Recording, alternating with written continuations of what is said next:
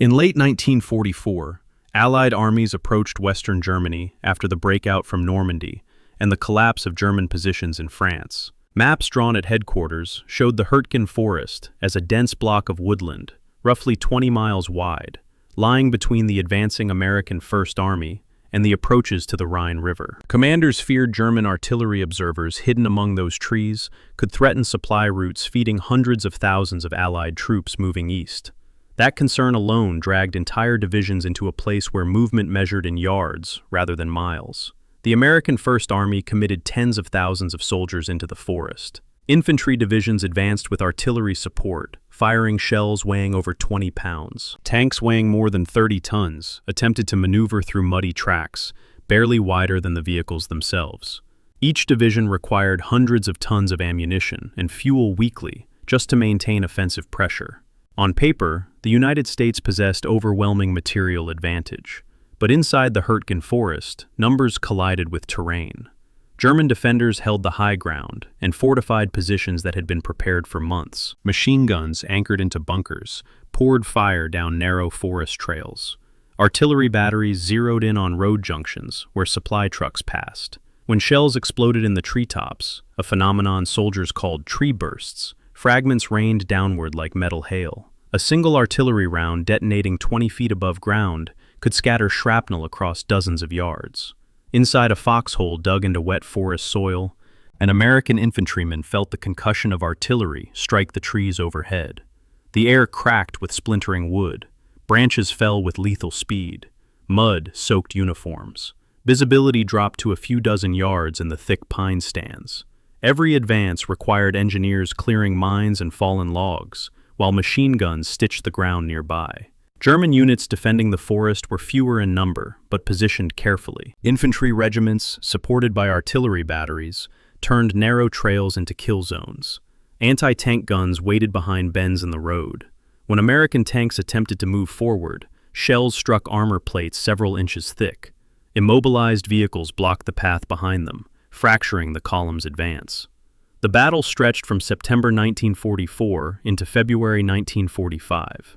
Casualties accumulated relentlessly. American losses alone climbed above 30,000 killed, wounded, or missing during the campaign. Certain regiments recorded casualty rates approaching 50% after weeks of fighting. German forces suffered heavy losses as well, but they extracted a disproportionate cost from every Allied advance. When I once reviewed divisional casualty reports from the American First Army during the Hürtgen campaign, I noticed how the numbers climbed without corresponding territorial gain. Units reported advancing only a few thousand yards after weeks of combat. It is one of those moments where statistics begin to feel heavier than maps. You see the numbers, and you realize how slowly the line moved, despite the expenditure of lives and shells. Weather worsened everything. Autumn rain converted forest trails into mud. Winter snow followed. Vehicles burned additional fuel simply trying to crawl forward. Supply trucks, hauling crates of ammunition weighing dozens of pounds each, struggled to reach forward units. Evacuating wounded soldiers required stretcher teams, moving through terrain where even jeeps could not pass. Artillery became the dominant weapon. Both sides fired thousands of shells across the forest canopy. The explosions fractured trees, shredded undergrowth, and churned the ground into craters. Each barrage altered the terrain slightly, making navigation even more difficult. A soldier could advance along a path in the morning and find it erased by afternoon shelling. German command understood the forest's defensive value. Holding the Hürtgen delayed Allied advances toward the Ruhr industrial region, where factories produced steel, ammunition, and machinery measured in thousands of tons annually. Every week the forest fight stalled the Americans meant additional time for Germany to prepare defenses deeper inside its territory. Yet the German position inside the forest also eroded gradually. Artillery ammunition stocks thinned. Reinforcements arrived with fewer trained veterans, as earlier losses accumulated across the eastern and western fronts. Air superiority belonged to the Allies whenever weather cleared. Fighter bombers struck German supply vehicles carrying fuel measured in hundreds of gallons. The battle eventually lost relevance, not because the forest was conquered decisively, but because the strategic situation shifted. German forces launched the Ardennes offensive in December 1944, pulling attention away from the forest. Meanwhile, American units gradually bypassed the densest fighting areas as they advanced toward more open terrain beyond. Why did Germany lose the Battle of Hürtgen Forest? Because the forest delayed, but did not stop the industrial and manpower pressure bearing down on the Western Front. German defenders inflicted severe casualties, stalled advances, and forced the Americans into costly assaults through terrain designed for defense, but they could not replace losses or sustain artillery expenditure indefinitely. Every week of resistance consumed resources Germany could not replenish.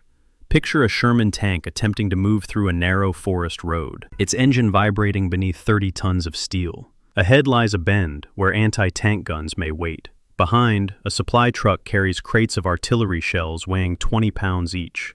Around them, shattered trees lean at unnatural angles from months of bombardment. The forest feels less like nature and more like debris. And if you are listening now, perhaps letting the quiet settle around you at night, imagine walking through that forest after the guns fall silent. Broken trunks stretch in every direction. Mud holds the imprint of tank tracks that once struggled forward. Somewhere far away, artillery still rumbles. But here the wind moves through splintered branches slowly. This is the entire history of why Germany lost the Battle of Hürtgen Forest, America's deadliest forest. Chapter 1. The Forest That Swallowed Armies. The 19th of September, 1944. Somewhere on the Belgian-German border, in a sector of the Western Front that most American soldiers couldn't have found on a map 2 weeks earlier, a column of infantry stopped walking. Not because of enemy fire, not because of an order. They stopped because the trees got too close together to walk in formation, and the light, even at midday, simply ended. The Hürtgen Forest didn't announce itself. It absorbed you. A soldier in the forward elements of the 9th Infantry Division later described looking back over his shoulder to find the man behind him had vanished into the shadow of the canopy, and for a moment he wasn't sure if the forest had taken him or if he'd simply become invisible. That's the thing about the Hürtgenwald. It didn't fight you immediately. It just closed around you, and then it waited. The terrain report that preceded this moment, the one filed by American engineer survey teams in August of 1944, is, when I read it now, one of the more uncomfortable documents in the entire campaign archive.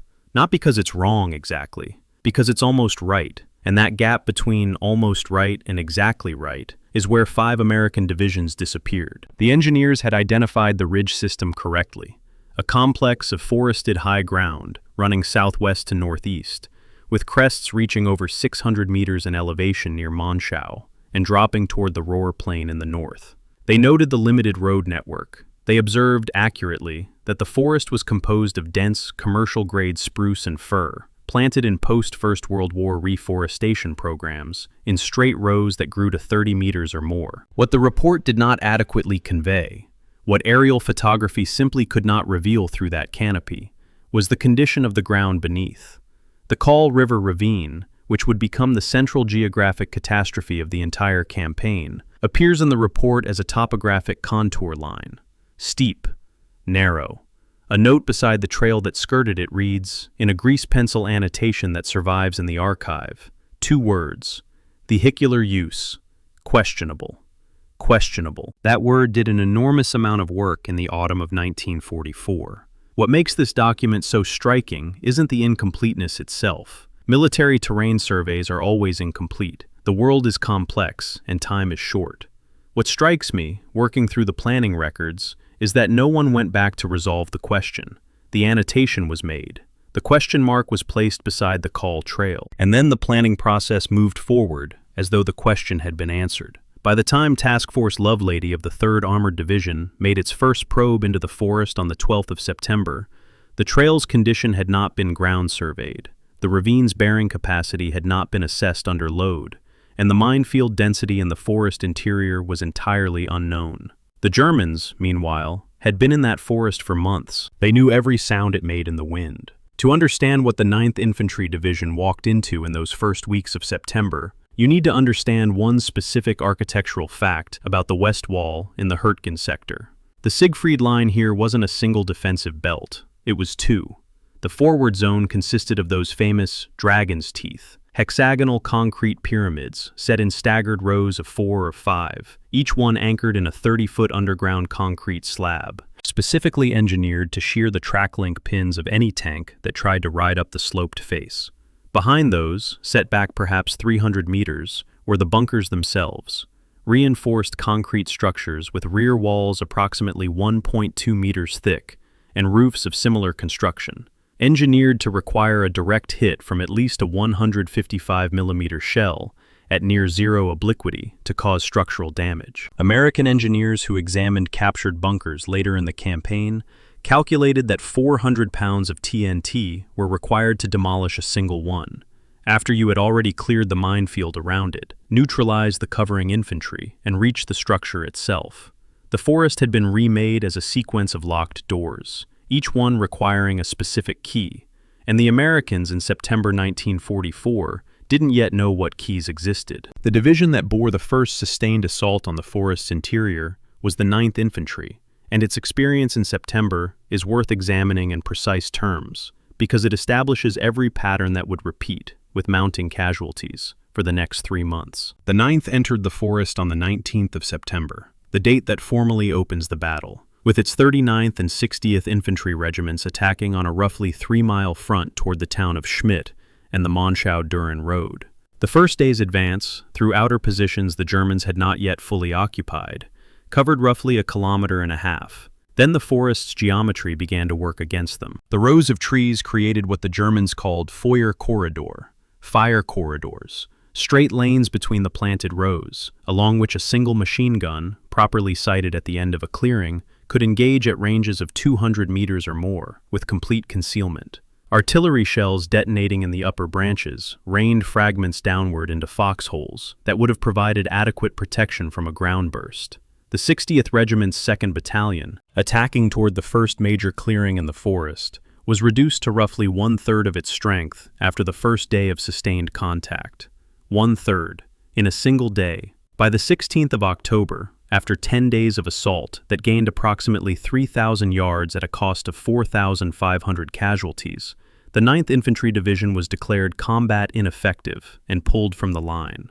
That's 1.5 casualties per yard of advance. I find myself returning to that ratio whenever I read the official history's descriptions of steady progress against determined resistance, the phrase that appears, almost verbatim, in the First Army's weekly summaries for this period. Steady progress. 4,500 men for 3,000 yards in 10 days, in a forest with no roads, no observation, and no air support because the canopy was too dense and the weather too poor for aircraft to function. The 28th Infantry Division arrived to relieve them. It would also be destroyed. The pattern had been established. Nobody in a position to change it seemed to notice, or to care enough to act. What I find most remarkable, when I cross-reference the terrain survey documents with the early battle reports, is not the failure of intelligence per se. Intelligence failures are common in war. What's unusual here is the consistency of the failure, the way each new division entered the forest with essentially the same plan, against essentially the same defenses, and produced essentially the same casualties. A U.S. Army War College study completed in 2001 noted that Hodge's operational orders for the 9th, 28th, and then 4th Infantry Divisions were architecturally identical.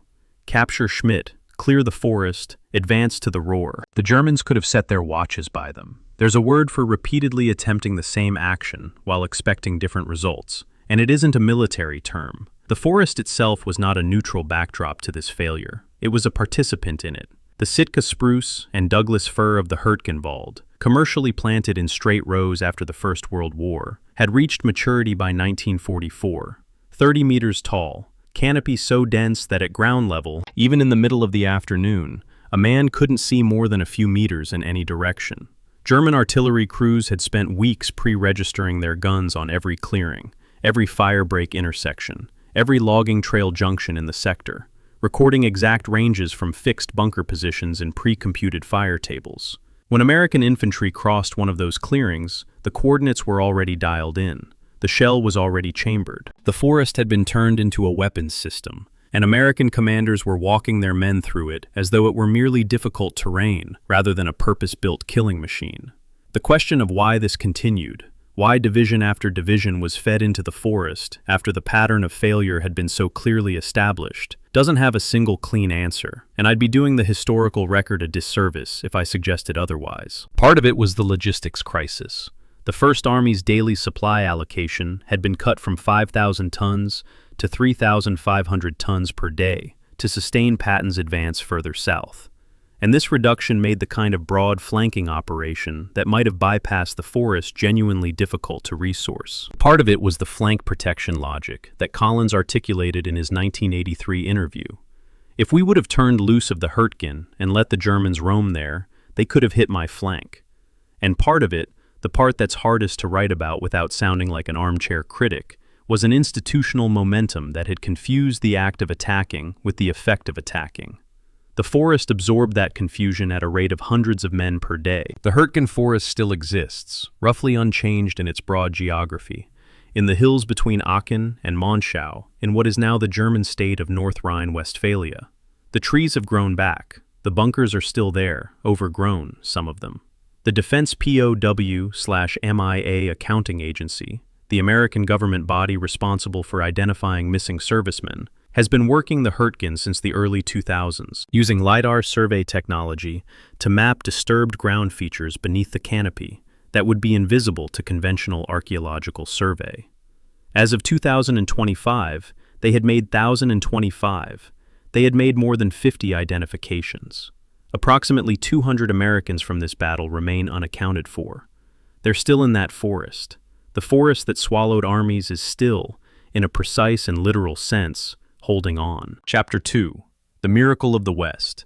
Germany's Impossible Resurrection. The 20th of August, 1944. The Falaise Pocket, Normandy. By this date, the German 7th Army and 5th Panzer Army were being compressed into an encirclement that Allied commanders believed would effectively end German conventional resistance in the West. The numbers supported the optimism. More than 50,000 German soldiers were taken prisoner. Hundreds of tanks, artillery pieces, and vehicles were abandoned or destroyed. The roads leading east were, in the words of one American officer's after-action report, littered with the machinery of a broken army. From the air, it looked like the end. In the corridors of SHAEF headquarters, staff officers were already sketching out post-war occupation boundaries. The Germans were finished. Everyone said so. Everyone was wrong. The thing that the aerial photographs couldn't capture, the thing that makes the Falaise Pocket's aftermath so strategically significant, was what escaped through the narrow corridor that briefly remained open on the eastern side of the encirclement.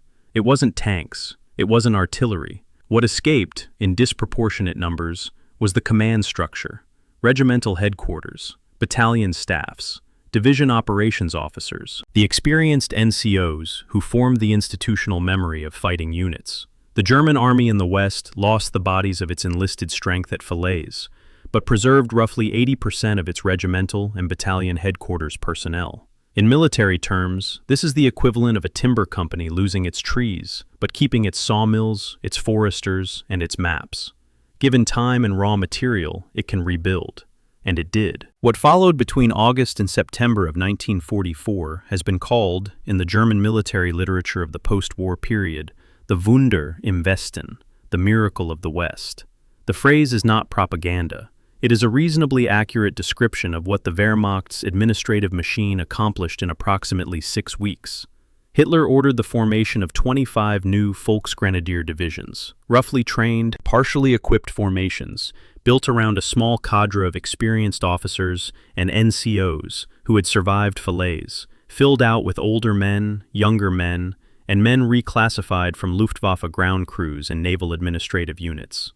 At the same time, and this is the detail that consistently surprises people who encounter it for the first time, German armaments production reached its absolute peak in July and August of 1944. The Speer Industrial Program, Albert Speer's rationalized war production system, had by this point dispersed manufacturing to underground facilities and rural sites that were partially resistant to Allied strategic bombing. Despite everything the 8th Air Force and RAF Bomber Command had dropped on the Reich's industrial heartland, German monthly armaments output in July 1944 was the highest of the entire war. The defenders of the Hürtgen had equipment, more of it than the Allies realized. There is a specific 3-day window in mid-September of 1944 that I keep returning to when I read the operational records of this period, because it represents the clearest counterfactual hinge in the entire Hürtgen story. On the 14th of September, the sector east of Aachen and covering the western approaches to the Hürtgen Forest was, according to German 7th Army records preserved in the Bundesarchive in Freiburg, defended by fragments, understrength battalions of the 353rd Infantry Division that had been ground down severely in the retreat from France and were not, by any honest assessment, capable of repelling a determined corps-level assault. General Major von Gersdorf, who was 7th Army's Chief of Staff at the time, stated in his post-war Foreign Military Studies testimony, which is part of the American Army's interrogation series from the late 1940s, that had the Americans attacked in strength through the Stolberg corridor before the 15th of September, there was nothing to stop them. Nothing. On the 16th of September, Oberst Gerhard Engel's 12th Volksgrenadier Division arrived from its reconstitution depot and moved into the line. The window closed. In the gap between the 14th and the 16th, the entire Hürtgen campaign became possible. The ultra-intercepts for this period, the British signals intelligence product that gave Allied commanders an extraordinary window into German communications, described the Hürtgen sector's German forces as disorganized remnants. This was accurate as a snapshot of the 13th of September. It was not accurate as a description of the 16th. The German reconstitution was moving faster than Allied intelligence was updating its assessments, partly because the reconstitution was happening in rear areas that Ultra's radio intercepts covered poorly, and partly because the Allied command had, in the historian Martin Blumenson's phrase, been conditioned by the overlord planning to believe that possession of terrain was the same as defeat of the enemy. They had captured ground from Normandy to the German border. They had not destroyed the German army.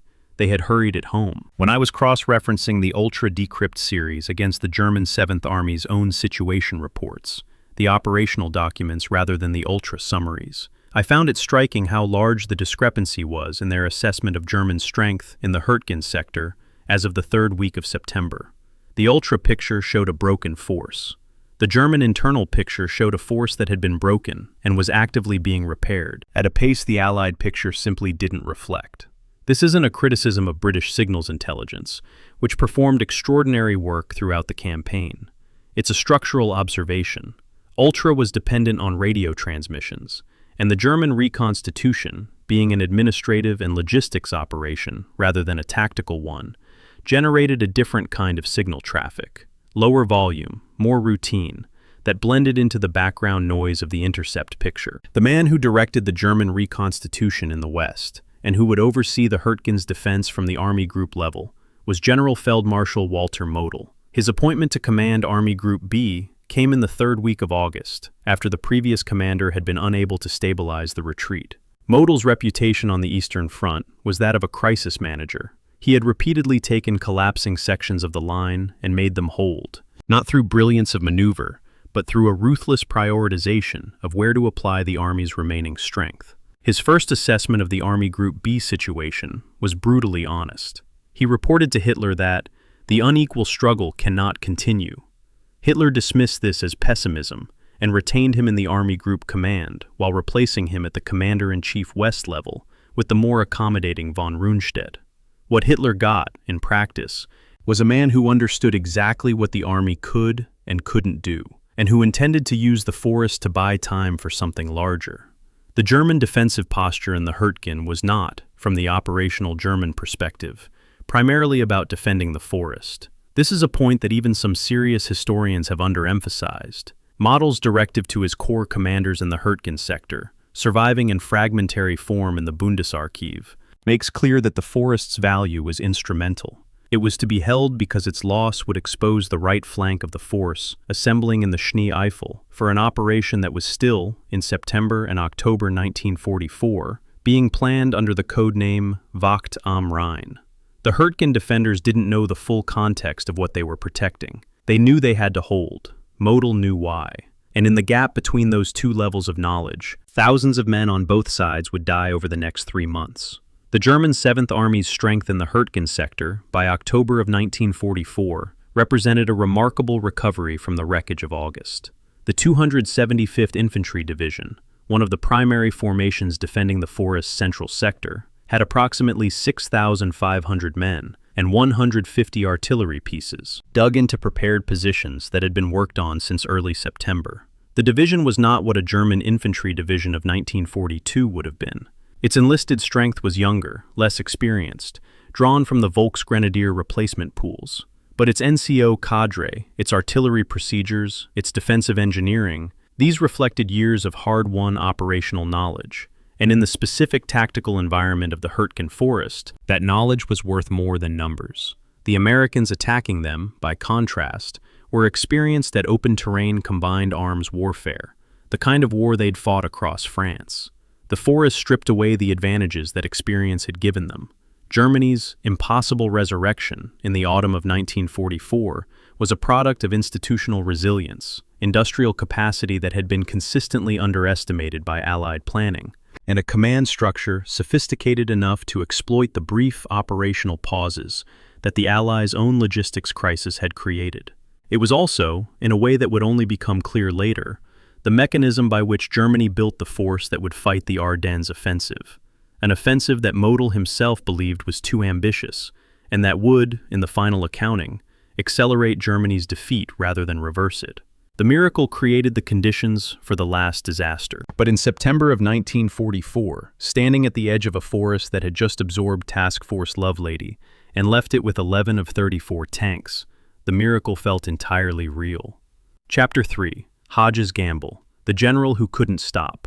The 6th of October, 1944, 1st Army Headquarters, somewhere in Belgium. The operational order that went out that day directed the 9th Infantry Division, the same division that had just been pulled from the Hürtgen with 4,500 casualties and near complete turnover in its rifle companies, back into the forest.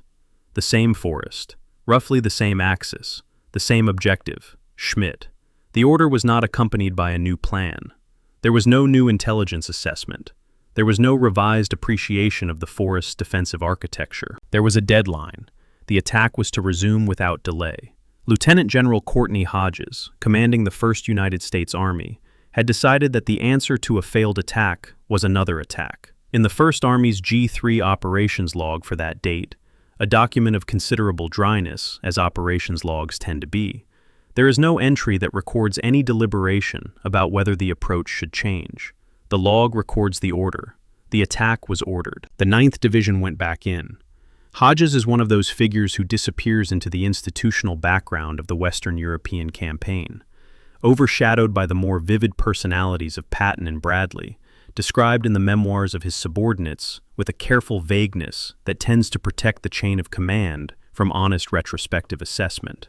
He was 61 years old in the autumn of 1944, a deliberate, methodical officer who had risen through the infantry, who had commanded with competence in the earlier phases of the campaign, and who had something that looked like steadiness but functioned, in the Hürtgen context, more like stubbornness.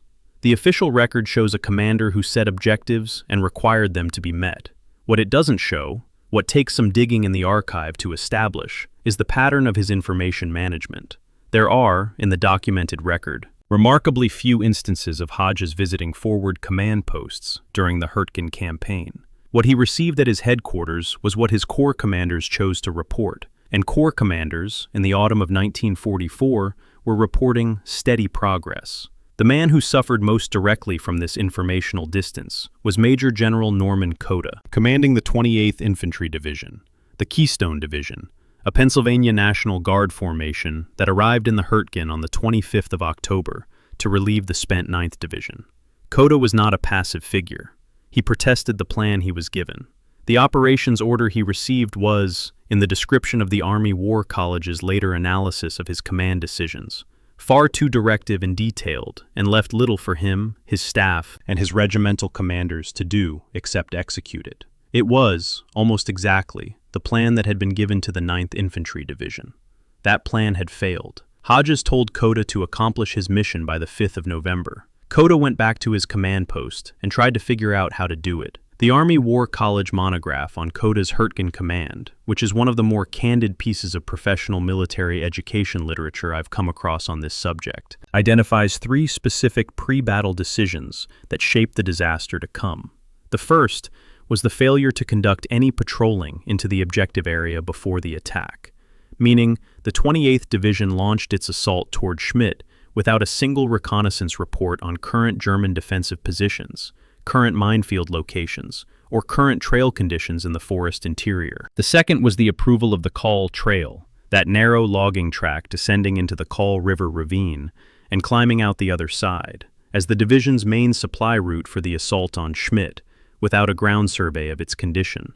The third was Koda's decision to hold the bulk of his tank support, the 707th Tank Battalion, in the rear, because he believed the forest wouldn't support armor. These three decisions, each of which might have been defensible in isolation, combined to produce a situation in which the division attacked its objective without knowing where the enemy was, with a supply route that hadn't been tested, and without the armored support that might have compensated for those two gaps. I find it genuinely difficult to assign this failure cleanly to any single person, and I want to be honest about that difficulty. Koda received an impossible order from Hodges. Hodges was operating under pressure from Bradley to maintain the broad front offensive. Bradley was working within Eisenhower's strategic framework. The chain of responsibility is real, and it's long. But the specific errors, the three documented pre-battle mistakes that the War College analysis identifies, those were made at the divisional level, in the days before the attack began, when there was still time to at least send a patrol down the Kall Trail and find out what it looked like underfoot. Nobody did. And when I read the Operations Order's Logistics Annex, with its designation of the Kall Trail as Main Supply Route, Class 1, 3, and 5, covering rations, fuel, and ammunition, I keep thinking about whoever wrote that annotation in the margin of the National Archives copy. Trail not surveyed. Two words that were ignored. The larger pattern in Hodges' command of the Hürtgen campaign isn't the single order of the 6th of October. It's the repetition. Division after division fed into the forest. The 9th Infantry, twice. The 28th. The 4th Infantry Division in November, which suffered 4,053 battle casualties, plus approximately 2,000 non-battle casualties in 13 days. The 8th Infantry Division. Each time, the operational logic was the same. Secure the flank, advance to the roar, capture the dams. Each time, the same forest swallowed the attacking force. The 1st Army G3 operations log for November contains that single, unattributed entry that I referenced in the chapter outline, because it deserves to be quoted directly. Corps commanders request reevaluation of forest assault axis. No action taken at Army level.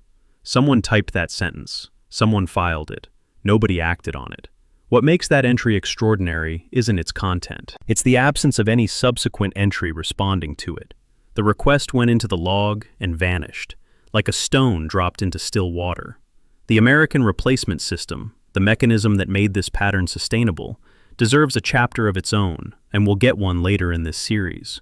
But its role in Hodges' command calculus needs to be acknowledged here, because it was part of what made continued assault feel administratively rational, even as it was operationally catastrophic. As long as replacements were arriving, and they were, at a rate of tens of thousands per month to the European theater, there were bodies to fill the holes left by the previous attack.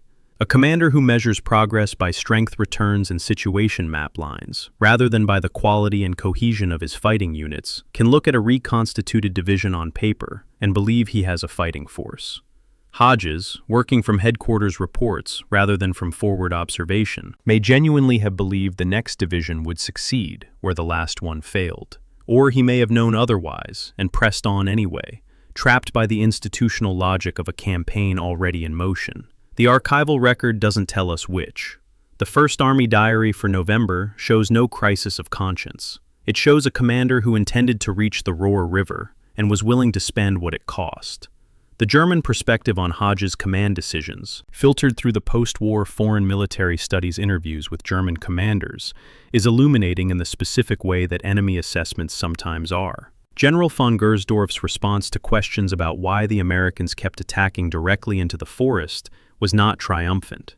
It was, in the transcripts I've read, almost puzzled. He stated that the German command could not understand the reason for the strong American attacks in the forest, that the terrain denied the Americans the advantages that had made their army so formidable elsewhere, and that the Germans had expected an enveloping movement rather than a frontal assault. Model, according to his Army Group B staff notes that survive in fragmentary form, was pleasantly surprised each week that the Americans continued attacking on the same axis. He had prepared a contingency defensive line for a bypass through the Monschau corridor. He never needed it. What Hodges achieved, in the most charitable reading of his command decisions, was the maintenance of constant pressure on the German 7th Army in a sector where that pressure served the broader 1st Army objective of protecting the flank of the Aachen advance. Collins' 1983 argument, "Who would have cleared it? How much time would it have taken?" is not without operational logic. A German force roaming freely in the Hürtgen could indeed have threatened the Aachen operation's southern flank. The question that Hodges apparently never systematically asked was whether there was a way to neutralize that threat that didn't require feeding division after division into a forest where every tactical advantage the American army possessed was negated. The Monschau corridor was there. The flanking approach existed. It was never seriously resourced or attempted. Courtney Hodges retired from the Army in 1948 with full honors. His Distinguished Service Medal citation covers his service in the European theater in commendatory terms that do not specifically address the Hürtgen campaign. In the post-war memoirs of Eisenhower and Bradley, the battle receives, as this series has noted, minimal coverage. A few pages in Bradley's 600-page account. No index entry in Eisenhower's. The campaign was not discussed in the public record of command decisions in the way that other controversies of the Western European theater were. Charles MacDonald, who fought there as a rifle company commander and then wrote the official Army history of the campaign in 1963, used language that no official history writer typically uses. He called it misconceived and basically fruitless. He had earned the right to say so. Hodges, by contrast, seems to have spent the post-war years in a fairly complete silence on the subject. The First Army diary closes on the Hürtgen as it opened, with the language of steady progress, of objectives achieved, of missions accomplished. The men in the forest might have described it differently. Chapter 4. The Soldier's Forest. Letters from the Green Hell. The 23rd of November, 1944. Somewhere behind the lines in Belgium, in a field post office that processed the mail of the First Army, a letter was stamped "Passed" by an Army censor and sent on its way toward Pittsburgh, Pennsylvania. The letter was from a private named Edward Laughlin, and he was writing to his mother. The censor had read it, as censors read all of them, and had found nothing in it that would compromise operational security. No unit identifications, no position descriptions, nothing that would help the enemy. But the censor had left a small pencil tick mark beside one passage, a mark that has no official meaning but feels, to me, reading this letter in the archive, like a human being acknowledging something he'd seen that had lodged in him. The passage read, "We haven't seen the sun in 11 days. I don't know what direction we are facing. Someone told me we are 50 yards from where we started 4 days ago. I believe him. 50 yards in 4 days.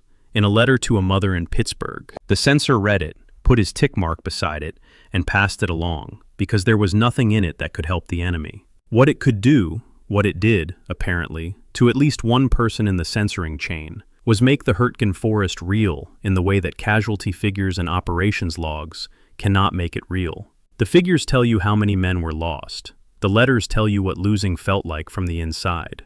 They tell you about 11 days without sun, and about not knowing which direction you're facing, and about a man who has been moving for 4 days and has gained 50 yards, and believes the person who told him this because the alternative, that even 50 yards is an exaggeration, is not something he can afford to consider.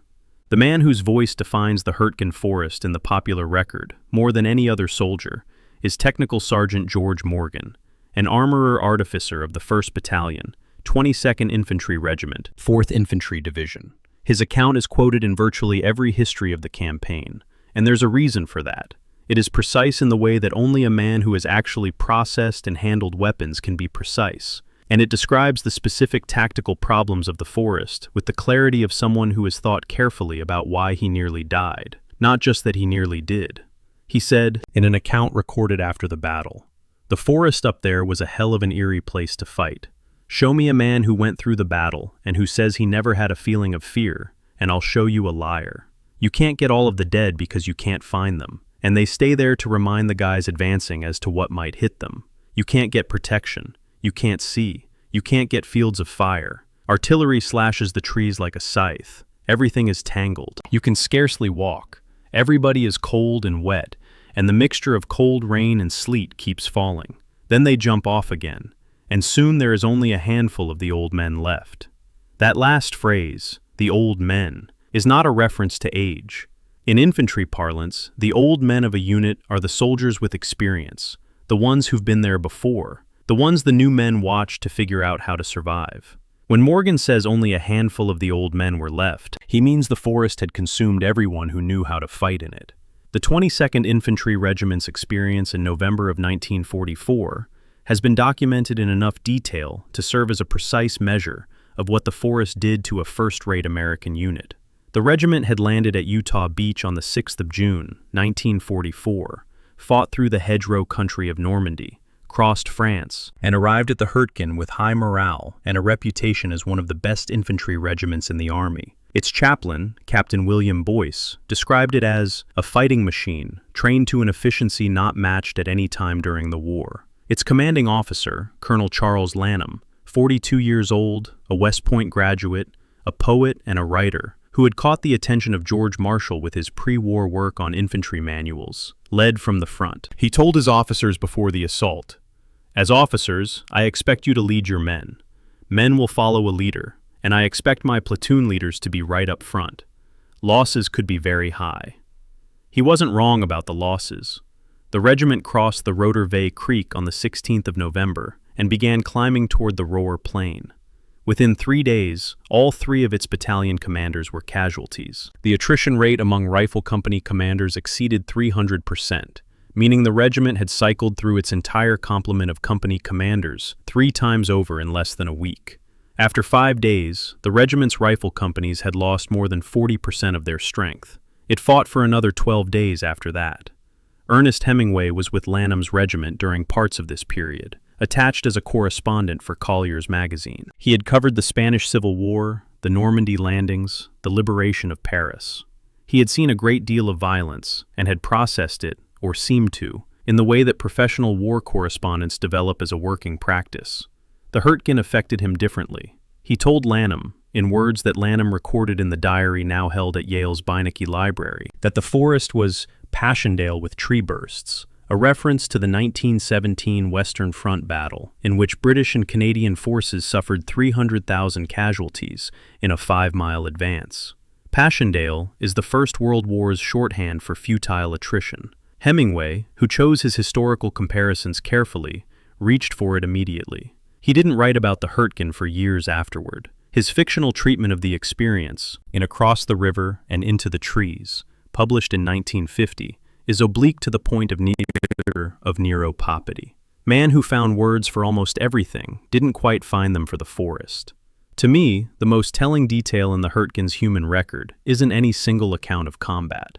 It's the documented rate at which officers were relieved. In one U.S. infantry battalion during November, morale collapsed so completely that 3 company commanders lost their commands in 4 days. In one rifle company, every officer was either relieved or broke under the strain.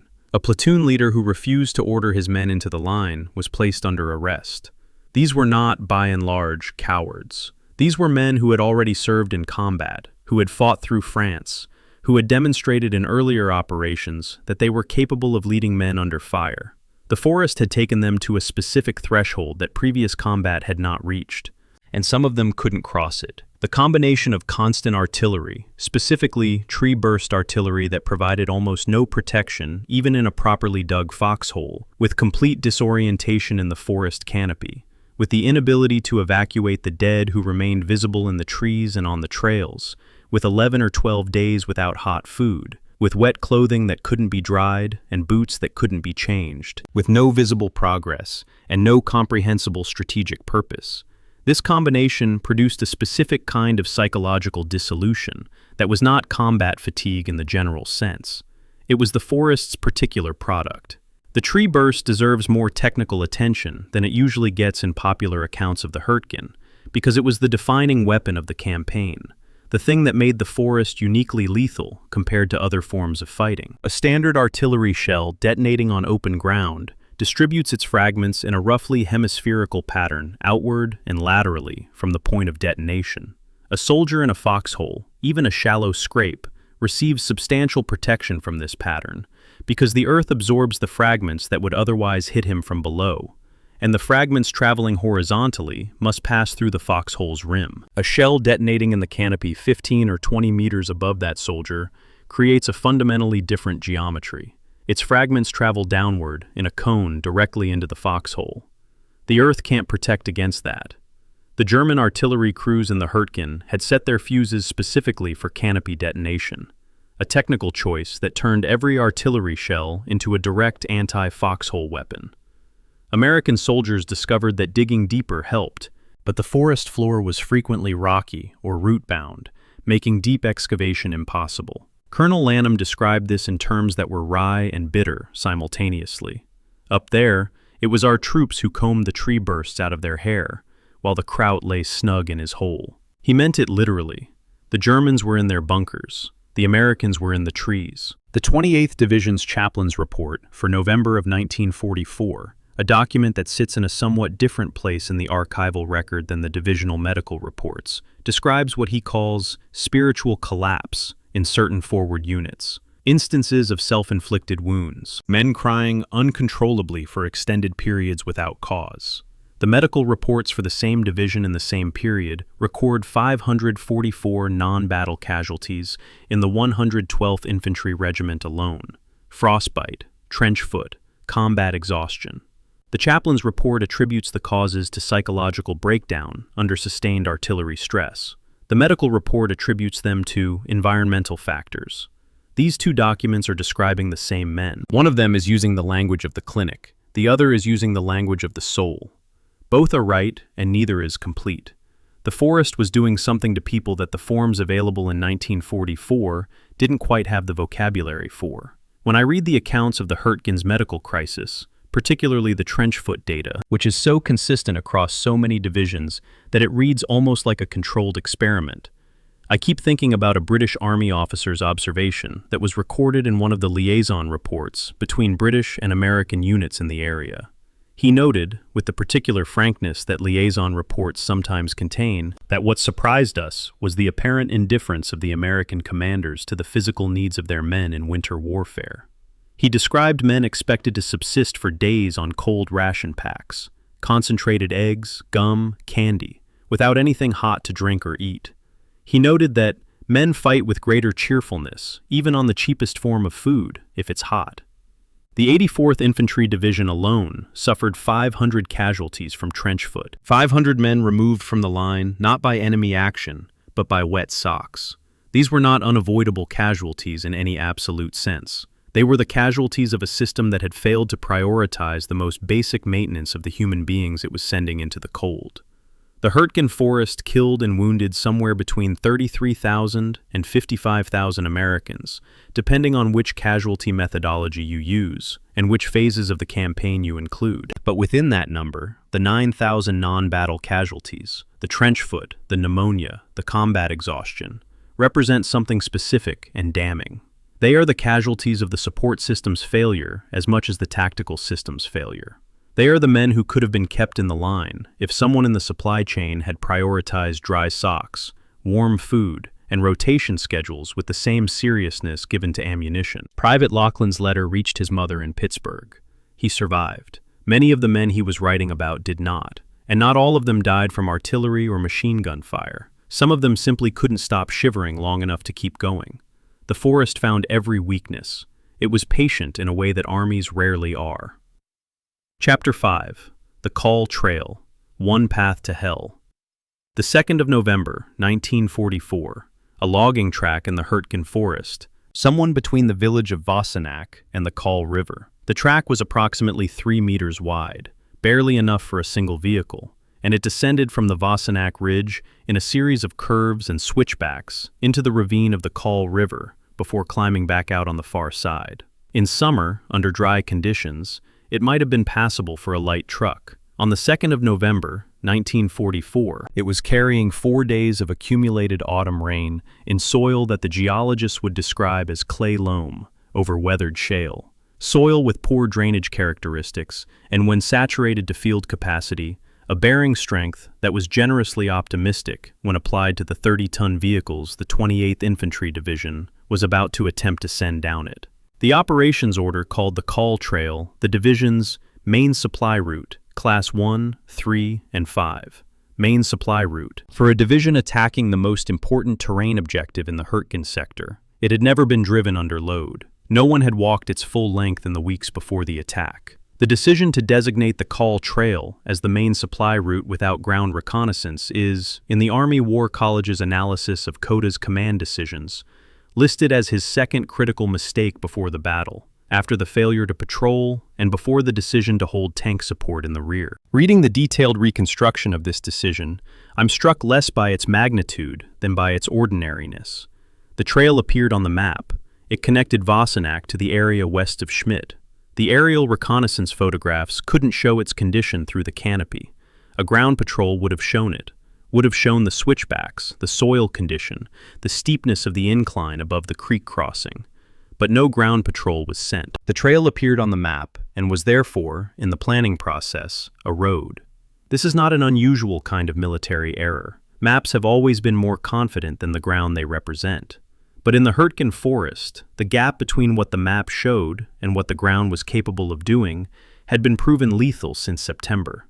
Koda's staff apparently didn't make that connection. The 707th Tank Battalion, the armor attached to the 28th Division for the Schmidt assault, enters the story on the 4th of November, when 8 Sherman tanks of Company A were ordered to cross the Kall Valley to reinforce the 112th Infantry Regiment's battalions that had captured Schmidt and Kammerscheid, and were already, by that morning, under serious pressure from the German 116th Panzer Division's counterattack. The Sherman tank, in its late 1944 configuration, weighed approximately 30 tons. The Kall Trail's surface, saturated after days of rain, had a bearing capacity, under the combination of static weight and the dynamic loading created by a tracked vehicle navigating a curve on an incline, that was, by the post-war engineering calculations applied to the soil type and gradient, inadequate for the vehicle being asked to use it. This isn't hindsight analysis. It's basic vehicle mobility physics, and it would have been obvious to any armor officer who had walked the trail on foot before the attack. The trail hadn't been walked. The Tank Battalion's maintenance log for the 4th of November contains the entry that I've returned to more than once in preparing this chapter, because of what it says in its specific bureaucratic language about the morning the Schmidt defense fell apart. Tank serial number Charlie 17, Company A, shed left track link pins on downslope bend, Kall Creek crossing, 0620 hours, vehicle blocking trail, crew dismounted under fire, recovery not attempted. Charlie 17 lost its track on the bend above the creek crossing, and it blocked the trail. Other tanks couldn't pass. Engineers arrived under artillery fire to try to clear or bypass the disabled vehicle. By the time any path was reopened, only 3 of the 8 tanks had crossed to the eastern side of the Kall Valley. 5 remained on the western bank. The 3 tanks that reached Kammerscheid did everything 3 tanks can do against an armored counterattack. It wasn't enough. The German 116th Panzer Division hit Schmidt at approximately the same hour that Charlie 17 lost its track. With an estimated 12 to 15 armored vehicles, Mark IV Panzers and Jagdpanzer tank destroyers, supported by infantry, the arithmetic of 3 against 12 was what it was. What happened at Kammerscheid and Schmidt on the 4th and 5th of November has been described in the after-action reports with varying degrees of candor, depending on the level of command at which the report was written. The divisional report describes units fighting tenaciously before withdrawing under orders. The German 116th Panzer Division's regimental report, translated in the post-war Foreign Military Studies series, describes American infantry at Schmidt as disintegrating under armored pressure without maintaining organized cohesion. Both accounts are probably accurate for different elements of the same event. Unit disintegration in close terrain under armor attack is not uniform. It's patchy, conditional, dependent on whether specific NCOs are alive or dead, on whether the company commander is still standing, on whether ammunition is available or exhausted. Some men at Schmidt held, some men fled. Some men, disoriented in the forest under fire, moved east instead of west and were captured by the Germans. The official report protects the institution. The enemy report describes what the enemy saw. Neither captures the full truth, and the full truth, the specific, granular human experience of two American battalions being hit by a panzer division in a forest with no supply line, exists now only in fragments, in letters that were censored before they were sent, and in accounts recorded decades later by men who were trying to find words for something they'd never quite been able to explain. I find, when I read the after-action account of the Kall Trail's role in the Schmidt disaster, that I keep returning to a specific counterfactual. What if someone had simply walked the trail? Not an engineering assessment, not a vehicle test under load, just a soldier with a map walking the Kall Trail on foot from Wassenack to the crossing and back. That walk would have taken perhaps 2 hours. It would have been immediately apparent from the soil, from the width of the track on the bends, from the angle of descent above the creek, that a 30-ton tracked vehicle, navigating that route under load, was not going to work without significant engineering preparation. The preparation, widening the bends, laying matting or pierced steel planking on the critical sections, possibly improving the crossing itself, would have taken several days and a combat engineer battalion fully committed to the task.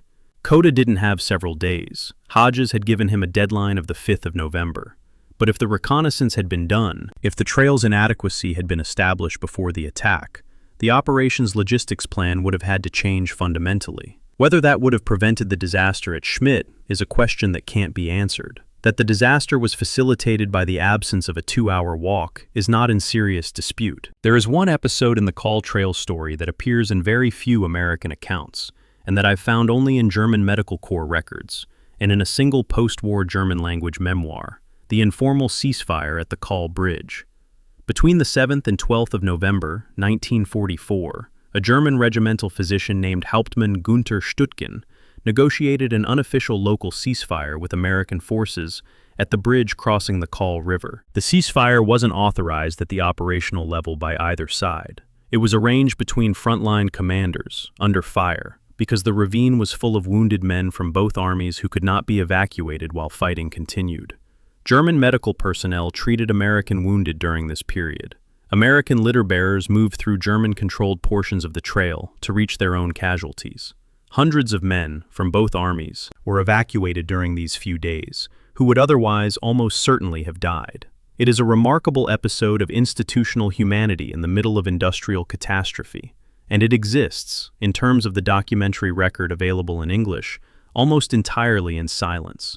The withdrawal from Kammerscheid on the 8th of November, the order to pull back across the Kall Trail after 6 days of fighting without adequate supply, under continuous artillery and armor attack, produced scenes that survive in the oral history accounts with a specificity that official documents don't capture. Men who made the withdrawal describe walking past dead American soldiers who had been in the ravine for days, unreachable while the trail was blocked. Some had been there since the 4th. The trail that had failed as a supply route now had to function as an escape route, under fire, in deteriorating weather, for men who had been in sustained combat for almost a week with insufficient food, ammunition, and sleep.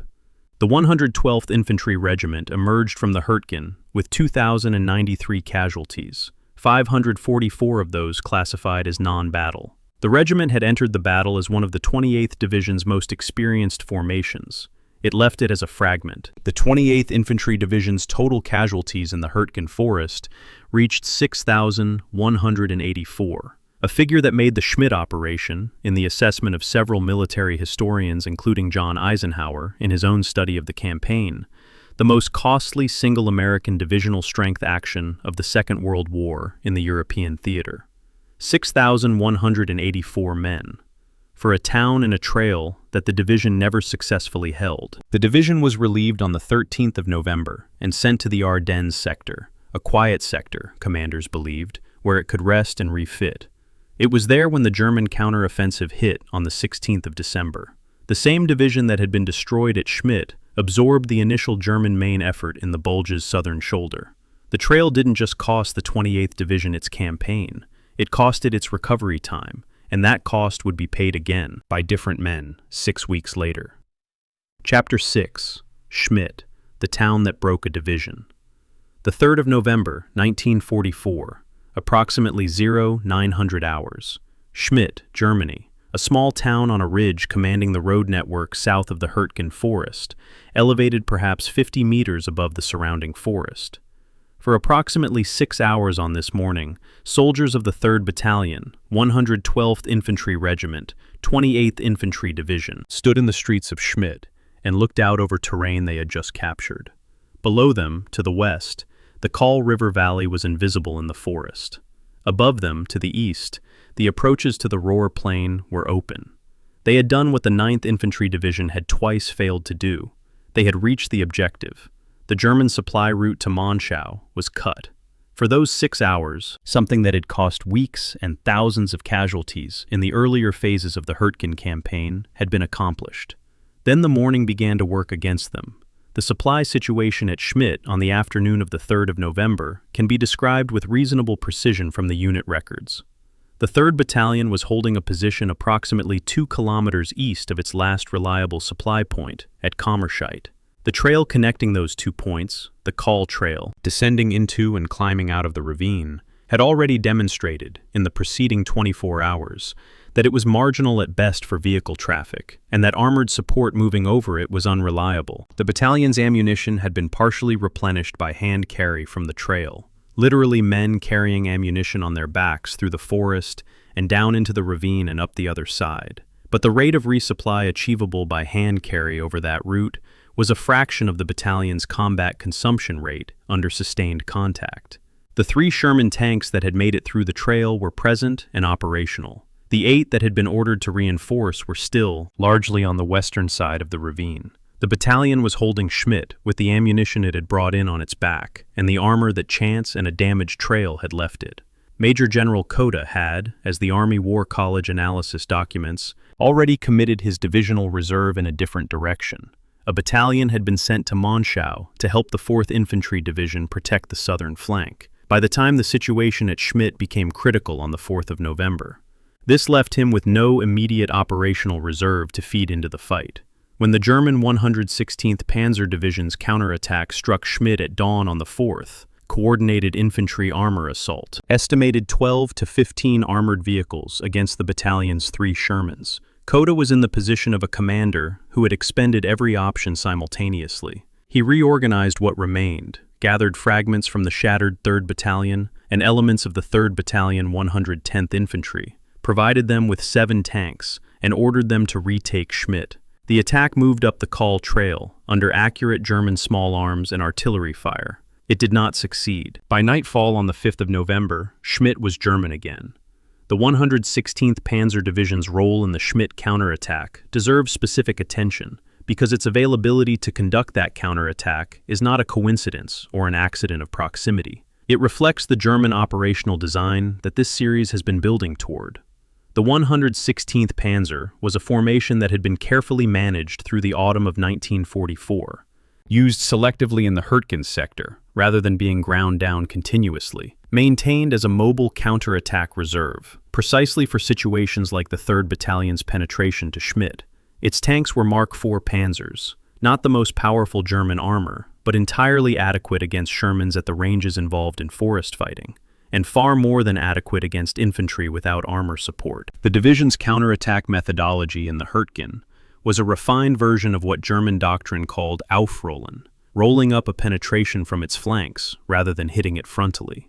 Rather than attacking Schmidt directly, the division advanced from the northeast along the ridgeline east of the Kall Valley, simultaneously threatening Kammerscheid from the southeast and threatening to cut off any reinforcement route to Schmidt entirely. The Americans in Schmidt were not merely being pushed back, they were being enclosed. The specific tactical failure that allowed the encirclement to work was the 28th Division's failure to occupy the eastern ridgeline, commanding the approaches to Schmidt. This position, the high ground that would have given American forces observation and fire control over the approaches the 116th Panzer was using, was not held on the morning of the 4th of November, because the 112th Regiment's available strength had been entirely committed to holding Schmidt and Kammerscheid, without the flank security necessary to make those positions tenable. This was, in turn, a direct consequence of the pre-battle decision not to patrol the objective area. Had Coda's staff known the specific approaches available to German counterattack forces,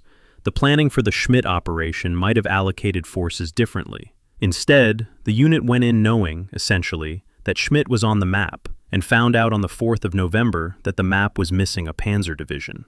What happened to the soldiers of the 3rd Battalion, 112th Infantry in those 48 hours has been described in survivor accounts with a consistency that makes the broad outline clear, even where the specific details vary. Some men fought from buildings until the ammunition ran out. Some men attempted to withdraw back toward Kammerscheid across the Kall Valley under fire. Some men, in the confusion of the forest, moved in the wrong direction, east rather than west, and were captured by German troops. The battalion commander's subsequent report, filed after he had returned to American lines, described the combat as extraordinarily intense, and the unit as having performed to the limit of its capability. The German 116th Panzer's regimental report, which I've read in the translated Foreign Military Studies version, describes something more specific: American infantry disintegrating under armored pressure, and men moving in disordered groups without maintaining tactical cohesion. Both reports exist.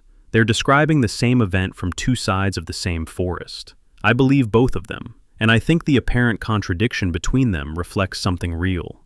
Different men in the same battalion on the same day, some holding, some breaking. The difference between them probably determined by a single factor: whether an NCO was alive and standing next to them. There is one detail in the 28th Division's Hürtgen record that I want to spend a moment on, because it tends to get lost in the larger casualty figures. The figure of 544 non-battle casualties in the 112th Infantry Regiment alone. 544 men removed from the fighting by trench foot, frostbite, and combat exhaustion, not by German weapons. This represents roughly 1 in 4 of the regiment's total casualties, and it reflects the conditions in the Kall Valley and the forward positions during the week of the attack. Rain that turned to sleet and then to early snow, men in foxholes for days without rotation, boots that couldn't be dried, socks that couldn't be changed, no hot food reaching the forward positions because the supply route was blocked or under fire. Trench foot is a preventable condition. It requires consistent foot care, dry socks, and the ability to get out of standing water regularly. None of those things were available to the men holding Kammerscheid in the first week of November, and 544 of them paid for it with hospitalizations. Some of them lost toes. When the order to withdraw from Kammerscheid came on the 8th of November, 6 days after the attack had begun, with Schmidt lost, the supply route cut, and the Panzer Division still active in the sector, the withdrawal itself became a casualty event. The Kall Trail, which had failed as a supply route, now had to serve as an escape route. Men who had been in continuous combat for 6 days, many of them hungry, most of them wet, some of them wounded, moved across a trail that was blocked in places by disabled vehicles, and in other places by the dead, who had been accumulating in the ravines since the 4th. Some of the dead had been there for 4 days. The trail's condition, already marginal for vehicles on the 2nd of November, had deteriorated further under the passage of the previous week's traffic and weather. Men who made the withdrawal describe it, in the oral history accounts recorded years later by the 28th Division Association and the Army Heritage and Education Center, in terms that are specific and quiet, in the way that very bad memories tend to produce very precise language. They describe the sounds. They describe what they stepped over. They describe not looking down. The 28th Infantry Division was relieved on the 13th of November, 1944, and sent to the Ardennes sector, to a stretch of front that 1st Army Headquarters considered quiet enough to rest a division that had just suffered 6,184 casualties. Quiet enough for men who had been in the Kall Ravine to sleep in buildings, to eat warm food, to change their socks. The Ardennes sector was quiet in the way that something is quiet before it isn't anymore. When the German counteroffensive struck on the 16th of December, the 28th Division absorbed the first and heaviest blow in the offensive's southern sector. It was still under strength. It was still recovering. The men who had walked out of the Kall Valley a month earlier were now, again, at the front of something they hadn't been told was coming. The forest had used them once. The forest's purpose, the screening of the Ardennes buildup that was the whole point of the Hürtgen defense, had been served. And the division that had been consumed in that service was now directly in the path of what the forest had been protecting. Chapter 7, Model's Masterwork, The Art of the Delay. The 18th of August, 1944. A command car moving east through the wreckage of the German retreat from Normandy. Somewhere on a road in northern France, General Feldmarschall Walter Model arrived to take command of Army Group B, and whatever he saw on that road, the abandoned equipment, the burned vehicles, the columns of exhausted men moving without coherent formation, didn't break his operational instinct. It sharpened it. Model had spent 3 years on the Eastern Front being handed situations that were, by any reasonable military calculus, already lost, and turning them into situations that were merely very bad. He was not a strategist in the classical sense. He was something more specific and more immediately useful, a man who understood, with a precision that bordered on the clinical, exactly how much a broken army could still do, and how to extract every unit of that capacity before it was gone. The German army in the West in August of 1944 was a broken army. What it could still do, in the right terrain, against the right opponent, was enough. Model's first formal assessment of Army Group B's situation was honest to the point of professional danger. He reported to Hitler that the unequal struggle cannot continue. This was not defeatism in the psychological sense. It was an accurate operational analysis, delivered by a man who believed accurate analysis was the prerequisite for effective action. Hitler did not want accurate analysis. He wanted persistence. He removed Model from the Commander-in-Chief West position, but retained him as Army Group B commander, installing the more accommodating von Rundstedt above him. What Hitler got from this arrangement, in practice, was von Rundstedt's strategic acquiescence and Model's operational genius operating below it. Model was now free to focus on what he was best at, the defensive battle, without the burden of theater-level responsibilities that went with the higher command. He had been given, inadvertently, exactly the job that suited him. The directive that Model issued to his corps commanders in the Hürtgen sector in approximately mid-October of 1944, the document survives in fragmentary form in the Bundesarchiv, with an imprecise date that is itself a minor archival frustration, contains a sentence that I find genuinely remarkable in its operational clarity.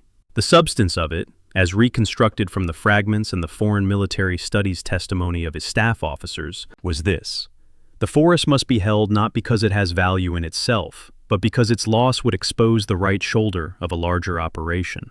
The rate of the enemy's advance is more important than the line on which he is stopped. Read that sentence carefully. Model was not defending terrain. He was defending time. He was not trying to hold a line. He was trying to slow a clock. This is a fundamentally different operational concept than what his corps commanders were executing at the tactical level, and it explains why the Hürtgen's defense was so much more coherent over its full duration than the American attack against it. Model made 3 specific decisions in the Hürtgen sector that the historical record allows us to reconstruct with reasonable confidence. The first was a staffing decision. Rather than filling the forest's defensive units purely with the raw Volksgrenadier replacements coming out of the Reich's training depots, he prioritized routing experienced NCOs, particularly men with Eastern Front forest combat experience, into the Hürtgen formations. These men were the institutional knowledge of the forest defense. They knew how to sight a machine gun in close terrain. They knew how to use the tree rows as fire corridors. They knew how to call artillery with the pre-registered coordinates that German engineers had spent weeks computing. The second decision was the pre-registration program. Model ordered that every clearing, every fire break intersection, every trail junction in the defensive sector be registered by at least 2 independent artillery batteries, so that any position could receive accurate fire without fresh observation. This converted the forest's geography into a weapon system that operated independently of visibility. The third decision, and this is the one that made the Hürtgen's defense so specifically brutal from the American infantry's perspective, was an explicit authorization for local withdrawal. German units in the forest were told that they could trade space for casualties. They didn't have to hold every yard, they had to hold the clock.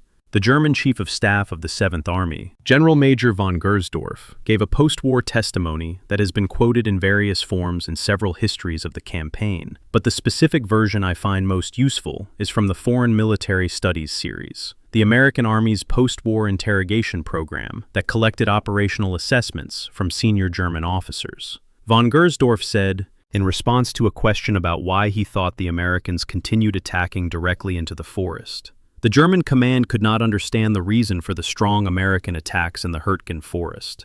The fighting in the wooded area denied the American troops the advantages offered them by their air and armored forces, the superiority of which had been decisive in all the battles waged before. He followed this with a sentence that has a quality of almost gentle exasperation. There was no use in the Americans going through the Hürtgen Forest. Had you gone around it on both sides, you would have had almost no opposition. Von Gersdorff wasn't being contemptuous. He was describing, with professional detachment, a military mistake that he himself had benefited from enormously. Model had prepared a contingency defensive line for the bypass through the Monschau corridor that the Americans might have taken. He never needed to use it. What fascinates me, when I work through the German operational records, alongside the American planning documents, is the asymmetry of attention paid to the same ground. Model personally reviewed the Hürtgen defensive dispositions, according to Army Group B staff notes, on at least 3 occasions during October and November of 1944, adjusting the depth of the defensive belts and the positioning of counterattack reserves based on what he found during those visits. He was learning the forest in real time, updating his defensive architecture in response to what each American assault revealed about American tactical tendencies. On the American side of the line, Hodges is documented visiting forward positions in the Hürtgen sector, with a frequency that the available records suggest was considerably lower. The difference isn't simply a matter of command style, it's a matter of informational quality. Model's picture of the forest was updated by his own eyes. Hodges' picture of the forest was updated by reports from subordinates who had various reasons to present a more optimistic view than the ground warranted. The connection between the Hürtgen defense and the Ardennes offensive, the strategic relationship that gives the Forest campaign its ultimate meaning, was known at the OKW level from October of 1944. An OKW planning document from that month, translated and catalogued in the post-war American Documents series, lists under the conditions required for the Ardennes attack: northern flank to be held by forces in the Hürtgen Forest. An American breakthrough to the Ruhr must be prevented. These were not parallel considerations.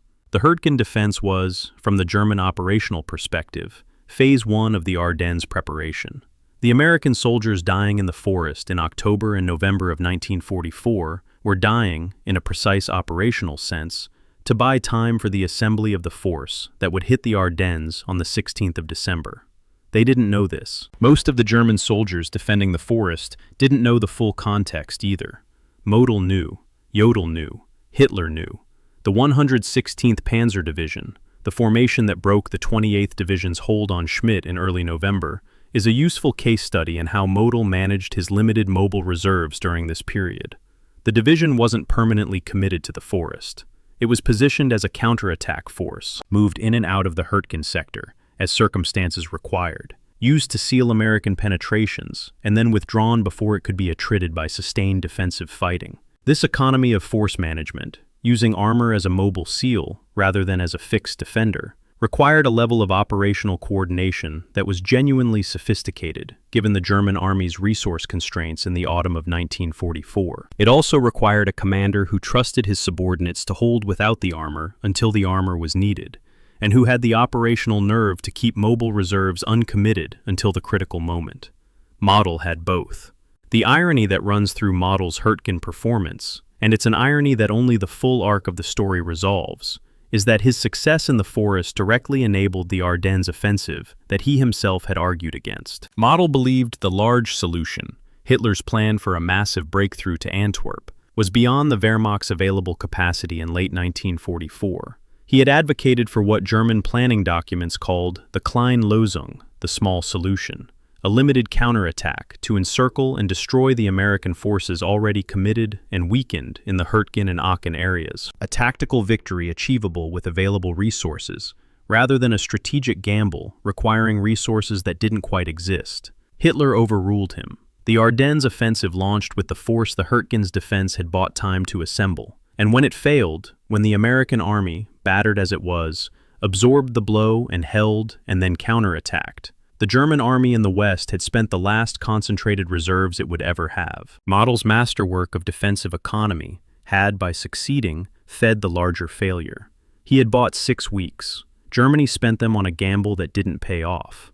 Model's own assessment of this outcome survives, in fragmentary form, in notes made by his staff during the Ardennes operation itself. He had predicted that the offensive would run out of momentum before reaching its objectives, and he was right.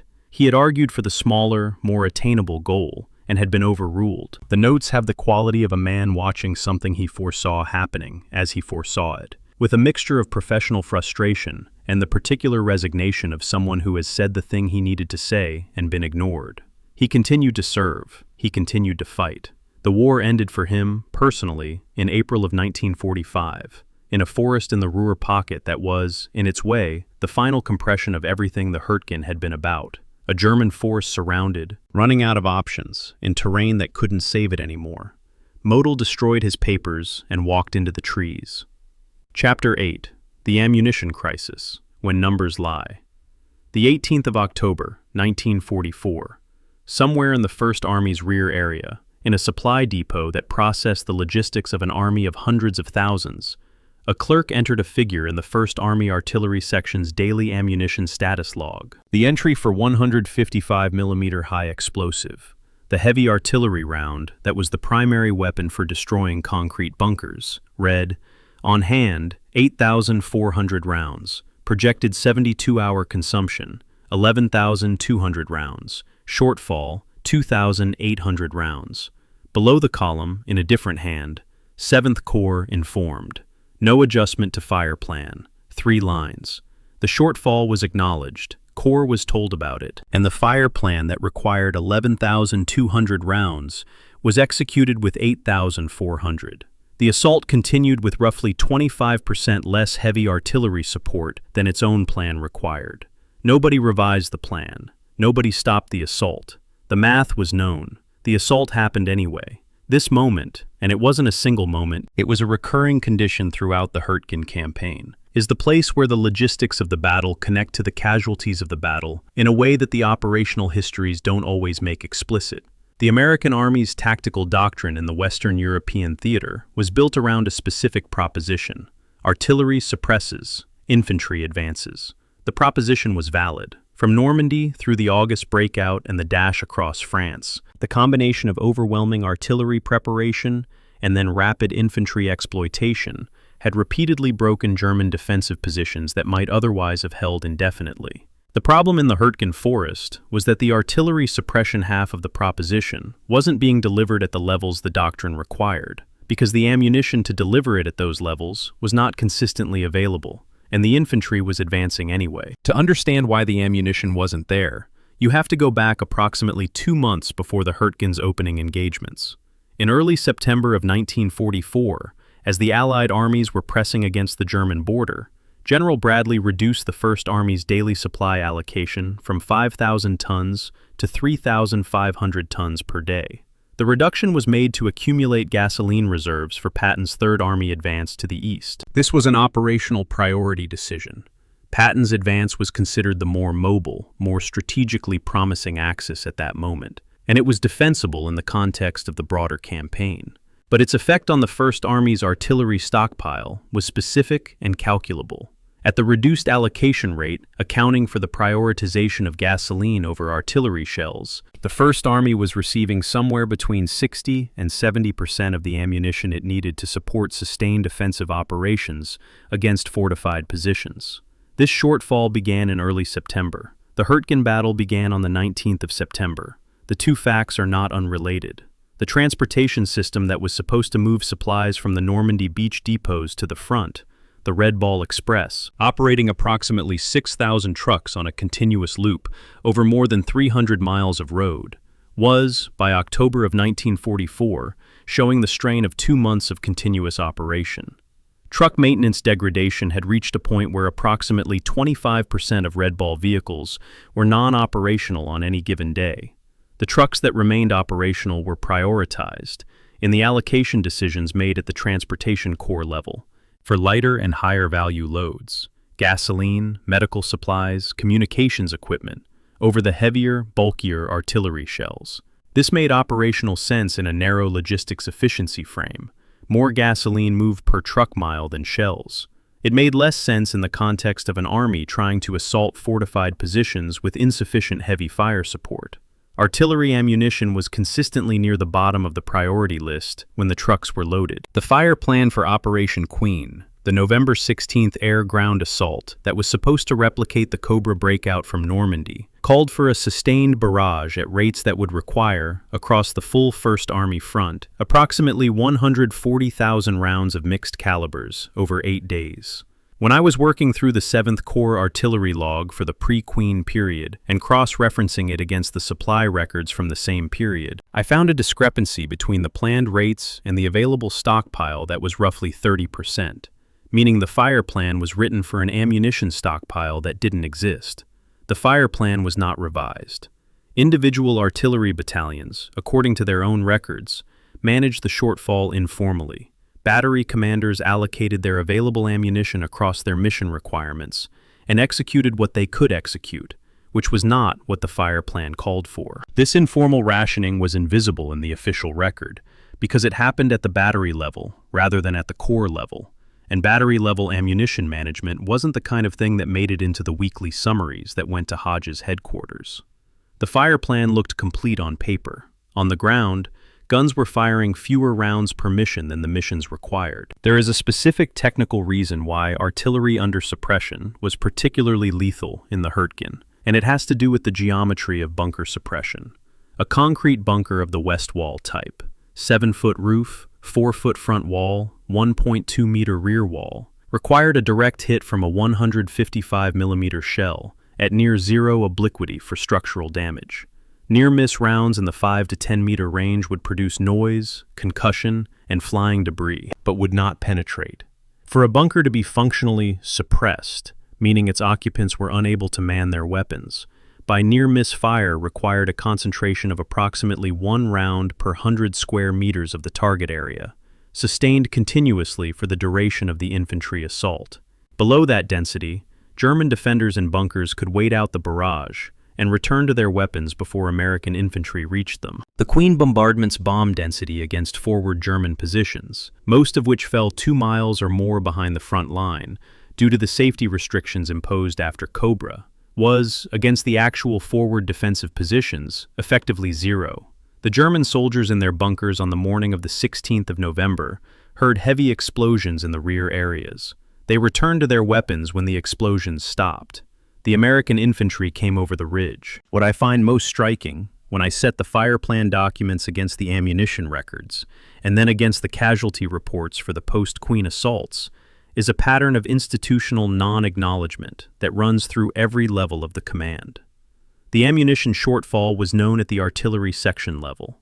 The fire plan was written above available stockpile. The battalions managed the gap informally.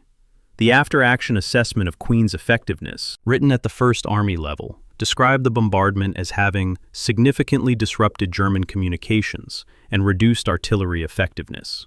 The German 7th Army's own assessment of the same day, available in the post-war document collection, stated that frontline defensive strength was unaffected. One document measured what the bombs did. They did hit rear areas, communications, and supply infrastructure. The other measured what the bombs meant for the battle. These are not contradictory assessments if you read them carefully. They are assessments of different things. The American assessment was technically accurate. The German assessment was operationally accurate. The distinction matters because one of them was the basis for continuing to plan operations on the assumption that air and artillery preparation was achieving its stated tactical effect. The bombing of the Rohr River dams, finally attempted with heavy aircraft in late November, after the dam's significance had belatedly been elevated to primary operational concern, is the most specific example of the weapons effects calculation failure that ran through the entire Hürtgen campaign's fire support planning. The Schwamenau Dam is a gravity dam. Its resistance to breach comes from its own mass, approximately 700,000 metric tons of concrete. Structural engineers calculated post-war that breaching this structure required a minimum of approximately 5,000 kilograms of explosive in a properly positioned detonation. The largest bomb in the standard USAAF inventory in the fall of 1944 was the 2,000-pound general-purpose bomb, which contained roughly 900 kilograms of TNT equivalent. The mission was planned and flown without anyone apparently calculating whether the available weapon could achieve the required effect. Direct hits were confirmed. The dam stood. Nobody had done the math before the mission was assigned. The Tallboy 12,000-pound bomb, which the RAF had used to sink the German battleship Tirpitz in November of 1944, existed, was in limited inventory, and was never requested for the dam mission. The ammunition crisis of the Hürtgen campaign doesn't reduce to a single decision or a single person's failure. It was the compounding result of a theater-level strategic choice, Eisenhower's broad front approach, which required maintaining supply to all forces simultaneously, working through a transportation system that was physically overstretched, producing a persistent shortfall in the specific munition most needed for the specific type of fighting the First Army was conducting. No one decided to send American infantry against concrete bunkers with insufficient artillery ammunition. The decision emerged from 100 smaller decisions, none of them catastrophically wrong in isolation, that combined to produce a systematic undersupply of the one resource the doctrine required above all others. The men who died because German bunkers hadn't been adequately suppressed before an infantry assault were not killed by a single command error. They were killed by arithmetic that nobody compiled until after they were already casualties. Chapter 9. The Replacements, a system that fed itself. The median processing time at a First Army replacement depot in November of 1944 was 2.3 days. A soldier arrived at the depot, was processed through administrative channels, received a unit assignment, was transported to the forward area, and was committed to combat. 2.3 days. In that time, the soldier learned his unit designation, was issued whatever equipment he was missing, and was given what the replacement system's official records described as orientation conducted at unit level. Unit level, in November of 1944 in the Hürtgen Forest, was a foxhole. The orientation was whatever the man next to him had time to say before the next artillery round came in. The system had been designed to deliver a certain number of trained individual soldiers to understrength units at a specified rate. It delivered them. What it couldn't deliver, in 2.3 days, was the specific knowledge required to survive in that specific forest, the knowledge of which clearings were pre-registered, which tree rows were fire corridors, which trails were mined at their exits rather than their entries. That knowledge took approximately 10 to 14 days of supervised experience in the environment to acquire, according to the pattern reconstructed from survivor accounts recorded years later. Most replacements didn't have 10 to 14 days. The American Individual Replacement System, the formal name was the Replacement and Training Command, and its informal name among the soldiers who passed through it was the Repel-Deppel, a phonetic corruption of the initials, was the logical extension of a specific institutional philosophy that the Army ground forces had developed in the late 1930s and early 40s. The philosophy was efficiency, maintain divisional structure as a permanent organizational asset, replace casualties with individual trained soldiers rather than rotating entire units, keep the divisional framework in the line continuously while refreshing its individual components. This was administratively logical. Divisions had unit identities, institutional knowledge, trained staffs. Keeping them in the field while replacing their individual casualties was more efficient than cycling entire formations in and out. The flaw in this logic was that it confused the divisional structure with the divisional capability, and assumed that a division reconstituted to paper strength through individual replacements was equivalent to the same division at original strength. It was not. What made a rifle squad effective was not its table of organization. It was the fact that the men in it knew each other's habits under fire, had developed the informal communication systems, the shared vocabulary of gesture and word and instinct that allow men in extreme situations to function as a unit rather than as a collection of individuals. Individual replacements, arriving one by one, disrupted those systems constantly. The specific conditions of the Hürtgen Forest made this disruption more lethal than it would have been in open terrain. In a conventional assault across open ground, a replacement soldier could at least see his teammates, could at least orient himself to the direction of fire, could at least understand the geometry of the situation in which he found himself. In the forest, with visibility reduced to a few meters and sound coming from multiple directions simultaneously, the replacement who didn't know his unit's specific terrain and the specific habits of the men around him was operating at a fundamental survival deficit. German after-action reports from the 275th Infantry Division, the primary German formation defending the forest's central sector, noted, with a specificity that suggests systematic observation rather than casual impression, that American tactical cohesion deteriorated within the first week of any new unit's commitment, then partially recovered in the second week, as survivors learn. The Germans were watching the replacement cycle play out from the other side of the clearing. They could see it happening in the quality of American assaults. The composition of the replacement stream itself added an additional layer of complexity that the official records tend to understate. By the autumn of 1944, the Army's standard infantry training pipeline was not generating enough trained riflemen to fill the casualty rates being produced by sustained offensive operations across multiple fronts. To compensate, the Army had implemented a reclassification program.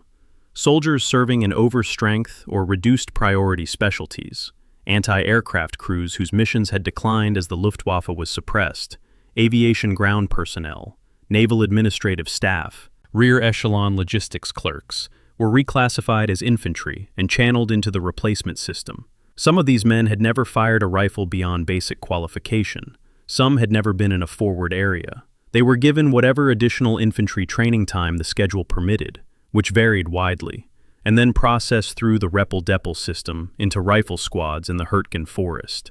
The Army Ground Forces Official Study of the Replacement System, a GF Study Number 11, assessment the product as generally adequate in providing trained infantry.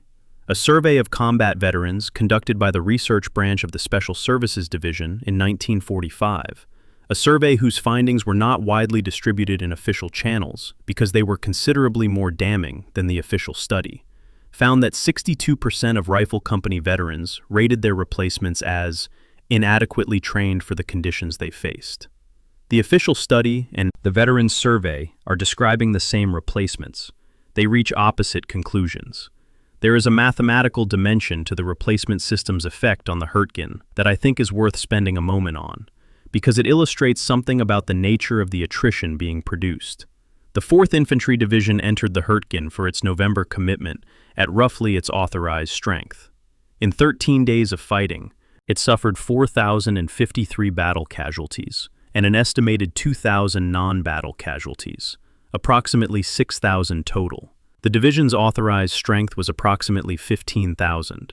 So, in 13 days, roughly 40% of the division's total strength became casualties. The replacement system then refilled those positions with individual soldiers over the following days and weeks, restoring the division to something approaching its paper strength. The division that emerged from this process had the same numerical strength, the same divisional designation, the same organizational chart. It did not have the same institutional knowledge, the same unit cohesion, or the same accumulated understanding of how to survive in the Hürtgen's specific tactical environment. The number was preserved, the capability was not. When I was working through the 1st Army Medical Section's records for the autumn of 1944, I found a pattern in the combat exhaustion data that the summary reports don't fully convey. The medical records show a consistent pattern. Combat exhaustion casualties are disproportionately concentrated among soldiers who have been in the Hürtgen for less than 5 days. The 10 to 14-day learning curve that survivor accounts suggest for forest-specific survival knowledge shows up, in mirror image, as an inverse casualty curve in the medical data. Men are most vulnerable in their first week, less vulnerable if they survive it. The replacement system, by continuously injecting new soldiers into forward positions with no forest-specific orientation, was consistently maintaining the most vulnerable portion of the casualty curve at maximum population. It was, in a mechanically precise sense, optimizing for the production of the specific kind of casualty, the disorientated, forest-naive soldier in his first week, that the forest most efficiently killed. The broader systemic observation that the Hürtgen replacement data suggests, and I want to be careful here about the limits of what the evidence supports versus what it implies, is that the First Army's ability to absorb and replace casualties was, paradoxically, part of what made the campaign's continuation administratively rational, even as it was operationally catastrophic. As long as the replacement pipeline was functioning, there were always bodies to fill the units. A commander reviewing daily strength returns saw divisions that were, on paper, at or near authorized strength.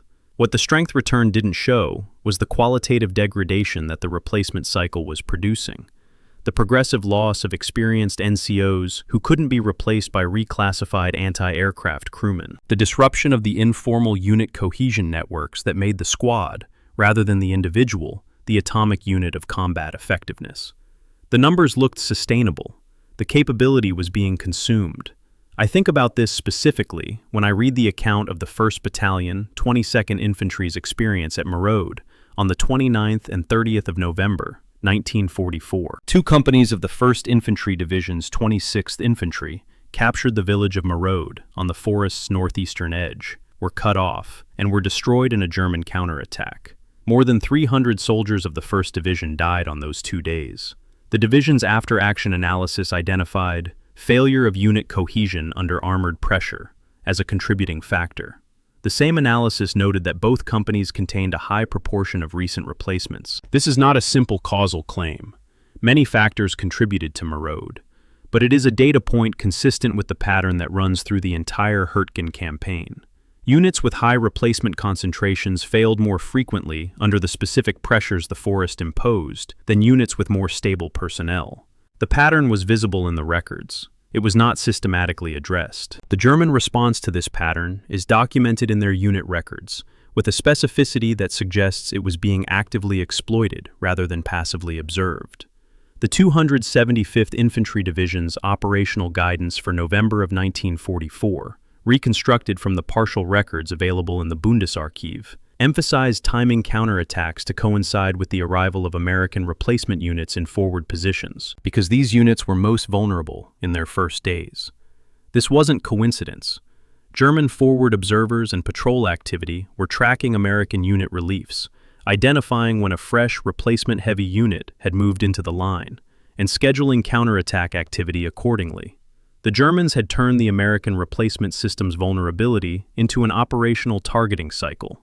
The replacements were arriving on a schedule. The Germans were watching the schedule. Chapter 10. The Trees Themselves. How Geography Became a Weapon.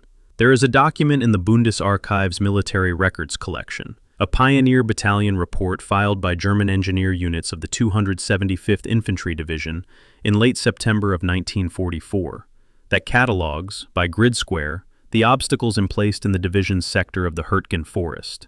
847 anti-tank mines of the Tellermine 43 pattern, 2,341 anti-personnel mines of the wooden-cased shoe mine 42 type, 34 kilometers of concertina wire, and, in a separate column headed Sonderhindernisse, Special Obstacles, 212 items described as booby-trapped or wire-activated artillery shells. This is one division's sector, one division's report. For the single month of September, the forest, by the time the 9th Infantry Division walked into it in the 3rd week of that month, had been remade as a machine. The shoe mine 42 deserves specific technical attention because its design reflects a level of intentional engineering that goes beyond the generic concept of mining an area.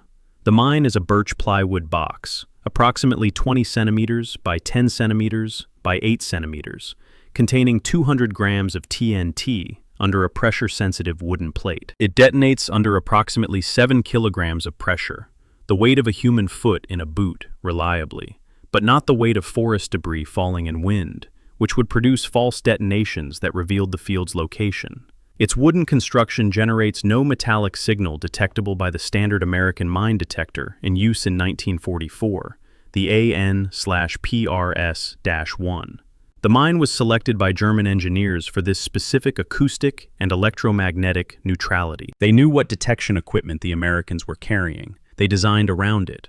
This is not improvisation. This is engineering in response to a specific, known adversary capability, which means that somewhere in the German Army's equipment development process, someone had cataloged American mine detection technology, calculated its limitations, and specified a wooden-cased mine with a pressure sensitivity optimized for human foot detonation and immunity to metal detection. The spatial pattern in which these mines were laid is as significant as their individual design. American mine clearance doctrine of the period, and the training manual specifications that had been developed from earlier campaign experience, anticipated that minefields would be laid in regular patterns, rows or grids that could be probed systematically with a bayonet, or cleared with a mine detector in overlapping sweeps. German engineers in the Hürtgen laid their shoe mines in irregular clusters, typically at intervals of 1.5 to 3 meters, positioned at the exits of forest clearings rather than at their entries. This is a specific tactical choice. A minefield at the entry of a clearing stops the advance before it commits. A minefield at the exit of a clearing allows the advance to commit fully. The soldiers are in the open, they've moved past the tree line, they're at their most exposed, and then detonates when they try to leave. The mine plan had been designed not merely to cause casualties, but to cause casualties at the moment of maximum psychological vulnerability, in positions from which retreat was as dangerous as advance. When I was working through the engineer battalion reports from multiple American divisions in the Hürtgen, the 4th Infantry, the 8th Infantry, the 28th, I noticed a consistent discrepancy between the mine casualty figures in the divisional medical reports and the mine casualty figures in the engineer battalion reports for the same units in the same periods. The medical reports coded casualties by wound type. Blast wound to the lower extremities, typically, for anti-personnel mine casualties. The engineer battalion reports coded casualties by incident type, initiated by anti-personnel mine, initiated by anti-tank mine, initiated by booby trap. The 4th Infantry Division's medical records for November of 1944 attribute approximately 23% of wounds to mines and booby traps. The 4th Division's own engineer battalion report for the same period attributes 31% of incidents to mines, 8 percentage points. That gap, 8 points between one record-keeping system and another, likely reflects cases where blast wounds from mine detonations were coded in the medical system as artillery or mortar wounds, because the attending physician couldn't distinguish the wound pattern under field conditions. The 31% figure, from the engineers who were on the ground clearing the fields and recording what they found, is probably closer to the operational truth. Roughly 1 in 3 American casualties in the forest was a man who had been hit not by a German soldier firing a weapon, but by an object placed in the ground weeks or months before, waiting. The booby trap category, the 212 special obstacles listed in the September engineer report, had a specific psychological dimension that the casualty figures alone don't capture. A subset of these devices was designed not to kill their primary victim, but to wound him and then kill whoever came to help. Tripwire-activated shells set to detonate when a litter bearer stepped on the wire. Mines placed beneath wounded men who were still alive. The principle was the exploitation of the human instinct to reach the wounded, the same instinct that makes soldiers break cover, that makes medics run into fire, that creates the specific vulnerability of rescue. This design principle was not new in 1944. It had been documented in Pacific theater fighting and in some European theater operations. In the Hürtgen, the density of its application appears, from the engineer records, to have been unusual. American medics and litter bearers appear in the casualty records at rates disproportionate to their numbers, reflecting the specific targeting they received from this category of obstacle. I find this the hardest aspect of the German obstacle plan to describe neutrally, and I want to be honest about that. The engineering efficiency of it is unmistakable. The human cost of it is in the casualty columns.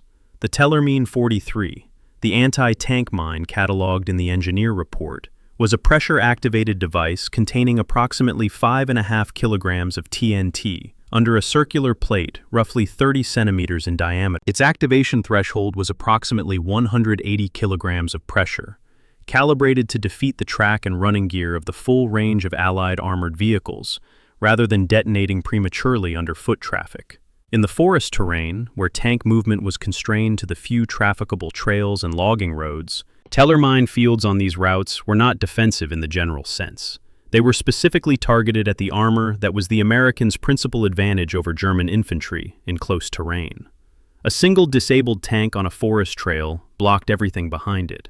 The mines didn't need to destroy the tank, they needed to stop it.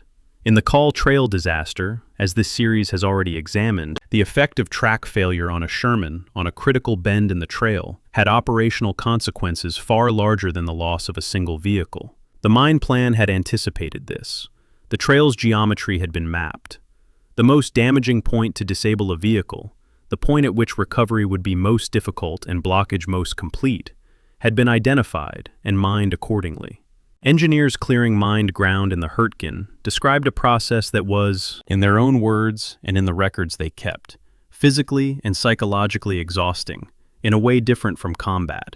Clearing a 100-meter lane through a typical Hürtgen minefield required approximately 3 to 4 man-hours per meter under combat conditions, accounting for the irregular spacing of the shoe mines, the impossibility of using electronic detection for wooden-cased mines, and the need to probe every suspicious surface with a bayonet at an angle that would detect the pressure plate without applying the 7-kilogram activation threshold.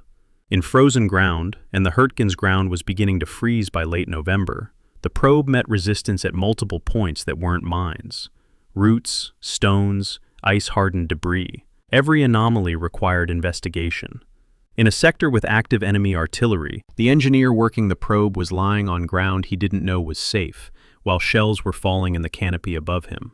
The mine clearance rate under these conditions, the rate at which safe corridor could be established through the obstacle field, was so slow that it was effectively impossible to maintain pace with the infantry's attack schedule. The infantry often moved before the engineers had finished clearing.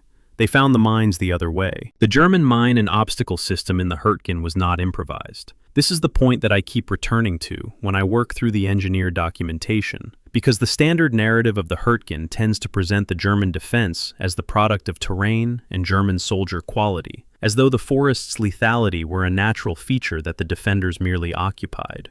The engineer report changes that framing. The 275th Division sector alone contained, in September of 1944, more than 3,100 individual mine and obstacle emplacements. Each one had been carried into the forest, placed, recorded, and incorporated into a fire support plan that covered the most likely approach routes to each emplacement. The Germans hadn't merely occupied a difficult forest. They had transformed it into a precision system, and the transformation required weeks of deliberate engineering work by trained personnel, operating well before American forces arrived. The forest was ready for the Americans before the Americans came. The question that the American planning process apparently never fully resolved was whether anyone on the American side understood this, and if they did, why they came in anyway. Chapter 11. Hill 400. The Rangers and the Day That Would Not End. The 7th of December, 1944, precisely 0800 hours, 2 companies of the 2nd Ranger Battalion moved out of their assault positions in the Hürtgen Forest. At the base of an elevation the American tactical maps designated as Hill 400. The Germans called it Bergberg, Castle Hill, and began to climb.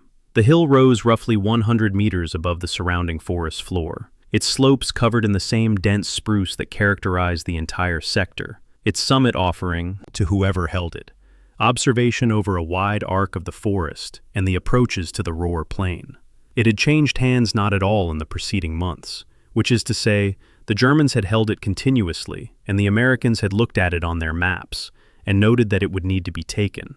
The 8th Infantry Division, which had been fighting in the surrounding forest for weeks, no longer had the offensive strength to take it.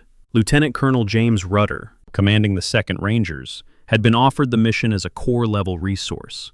He accepted it, planned it in hours, and launched it at 0800 on the 7th.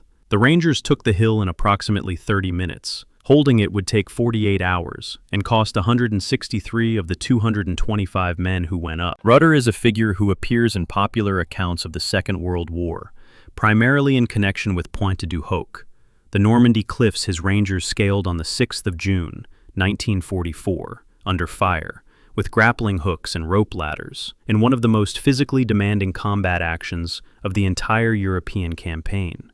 The Pointe du Hoc story has everything the public memory of World War II requires: dramatic terrain, clear objectives, men doing something visually extraordinary that the camera could capture and the poet could describe. The Hill 400 story has none of those qualities.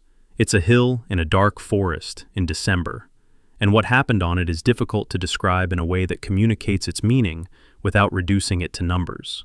30 minutes to take, 48 hours to hold, 225 men, 163 casualties, 25 survivors still combat effective when reinforcements finally arrived. The numbers are precise. They don't quite tell you what they mean. The assault technique Rudder used on Hill 400 was not the standard infantry assault method of the period. Standard doctrine called for a methodical approach, fire and movement in bounded sections, suppression of known enemy positions before each bound, careful coordination of flanking elements, gradual compression of the objective. This had been the approach used by multiple divisions in the Hürtgen, and it had consistently produced the same result: slow advance, heavy casualties, German defenders who used the methodical approach's predictability to reoccupy their positions between bounds and mass their fire on the predicted axis. Rudder used something different. He attacked at a pace designed to outrun the German artillery's ability to track and adjust fire. The Rangers moved through the forest in rushes that were faster than the German battery commanders could compute new elevation settings for their howitzers. The pace required every man to act independently, to keep moving without waiting for orders, to use his own judgment about cover and bound distances. This required a specific institutional culture, one in which individual initiative was trained rather than suppressed, in which soldiers trusted themselves to make the right decision under fire without confirmation from above. The Rangers had that culture. It took the hill in 30 minutes. The 5 German counterattacks that followed, beginning on the afternoon of the 7th and continuing through the 8th of December, arrived at what one survivor described as a schedule, like a bus. Each counterattack was repelled. The Rangers by this point were using artillery support that was, for significant periods, unavailable. The hill's coordinates had not been pre-registered in the fire plan, and at a critical point in the defense, a radio was destroyed, severing the command net. The defense was conducted, in intervals, without external fire support, by men who were making individual decisions about where to position themselves and how to use what they had. By the morning of the 8th of December, of the approximately 225 Rangers who had assaulted Hill 400, roughly 25 were still combat effective. The rest were casualties, killed, wounded, or so physically degraded by 48 hours of continuous combat in December temperatures that they could no longer hold weapons steadily. When reinforcements arrived and the hill was secured, Rudder wrote in his after-action notes, "The cost was not what I expected. The hill was not as hard to take as to keep." 5 words. Not as hard to take as to keep. In those 5 words he has summarized, more economically than any official report, the specific tactical character of the Hürtgen Forest. To me, the Hill 400 action is the Hürtgen campaign's most morally complex episode, and I want to be precise about why. It's not the most costly engagement, not the most strategically significant, not the most operationally instructive. What makes it complex is the quality of what was accomplished against the magnitude of what it cost. 225 men, in 30 minutes, achieved what the 8th Infantry Division, a full division, tens of thousands of men, could not achieve with its remaining offensive strength. They took an objective that had been on the tactical map for weeks.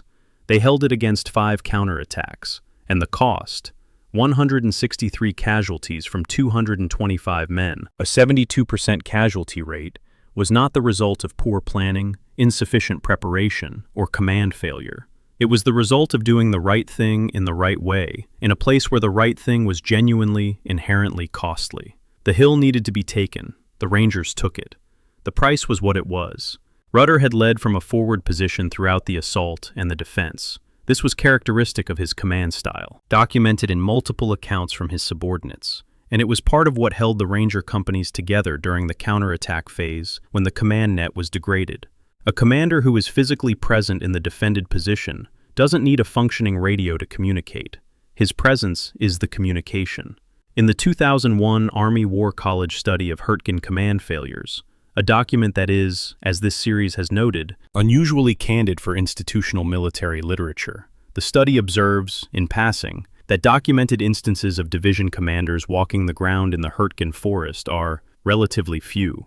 Rudder was a lieutenant colonel. He was on the hill. The contrast with the command culture at higher echelons is not commented on directly in the study. It doesn't need to be.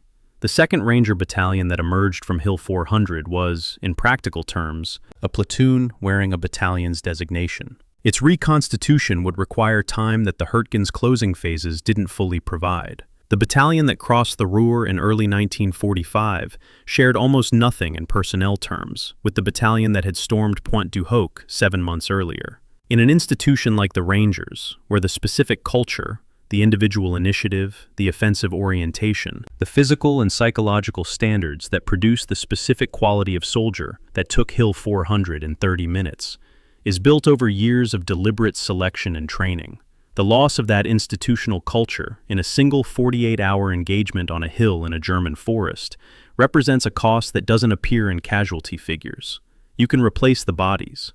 You can't replace what those bodies knew how to do. James Rudder's post-war life is one of those details of the Hürtgen story that I find myself returning to, not because it's directly relevant to the military analysis, but because it says something about what this kind of experience produces in a man who survives it. He became the president of Texas A&M University in 1959, and held the position until 1970. He transformed the institution, opened it to women, desegregated it, built it into a major research university. He was, by the accounts of those who worked with him, a decisive and calm administrator who had an unusual tolerance for difficult problems and an unusual patience with people who were struggling. He rarely spoke publicly about the Hürtgen Forest.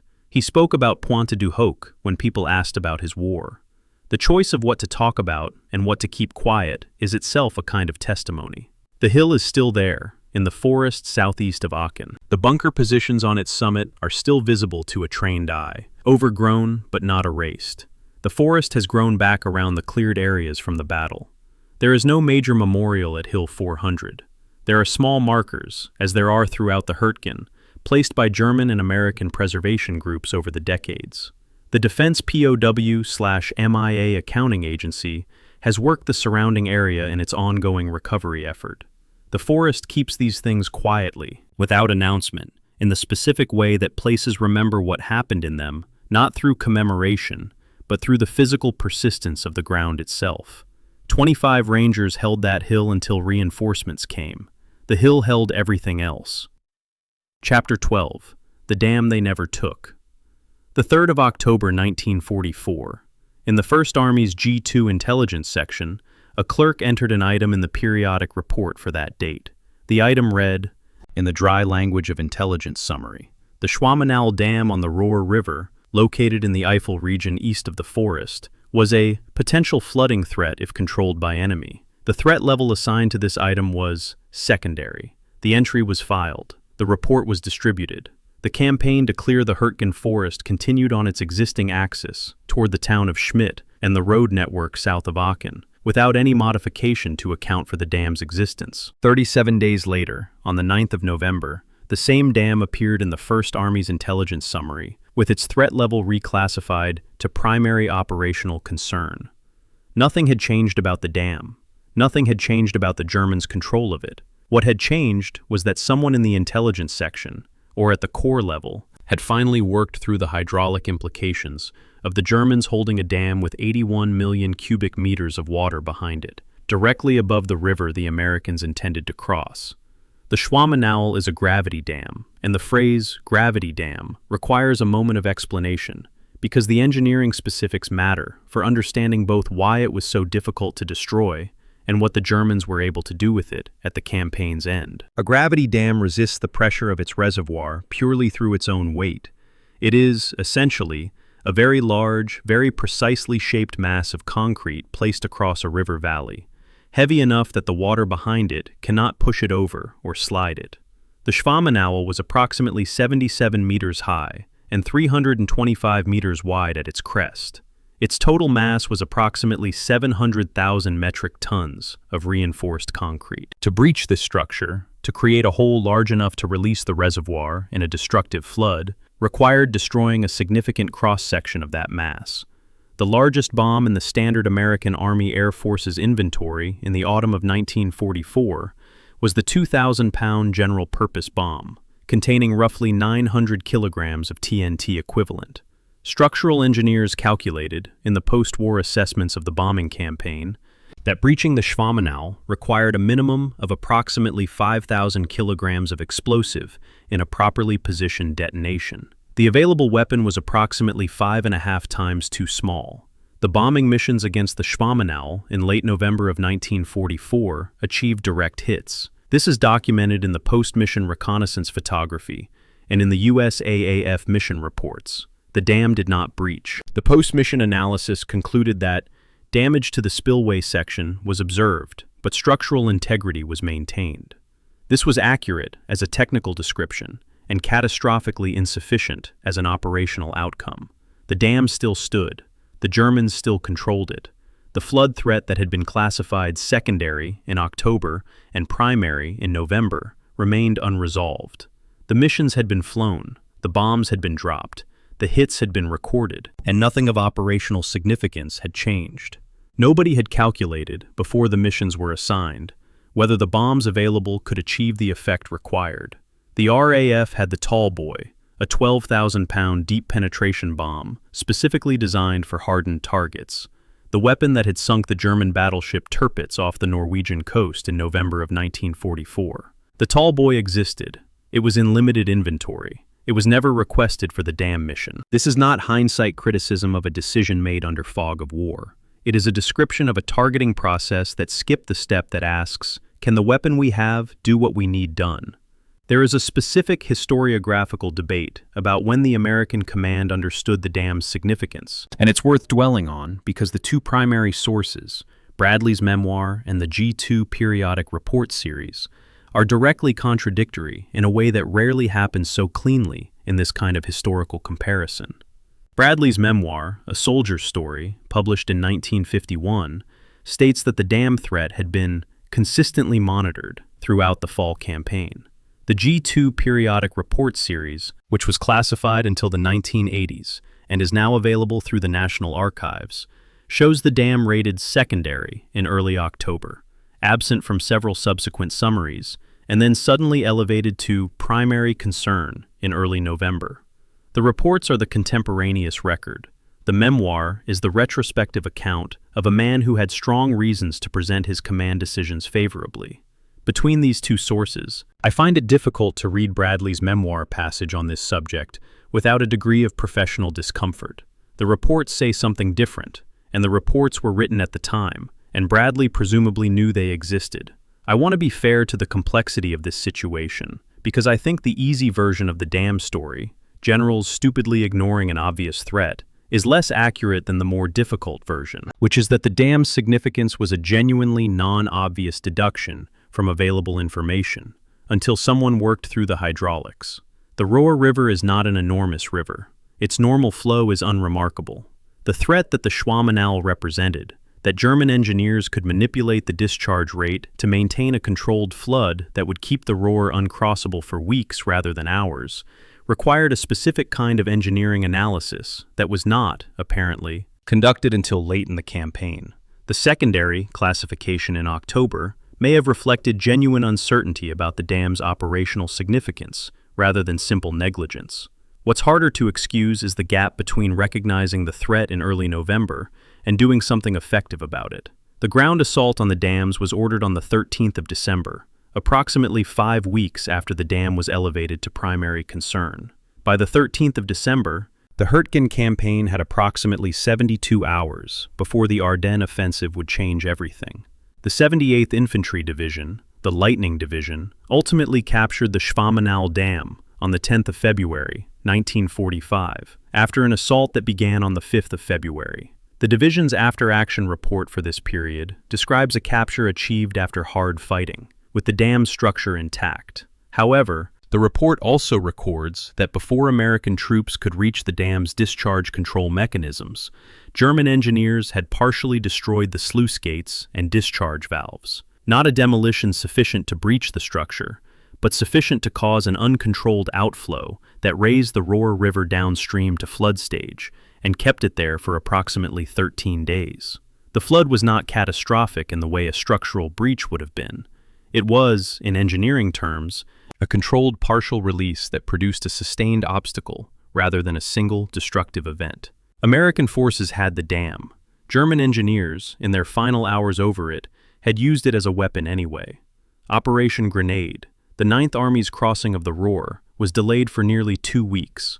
The assault that had taken 5 months and tens of thousands of casualties to approach could not proceed for 13 more days because of water coming through damaged valves. What the Roer Dam story tells us, when we examine it in the full context of the campaign, is something about the relationship between strategic objectives and operational focus that the American command in the fall of 1944 appears to have consistently struggled with.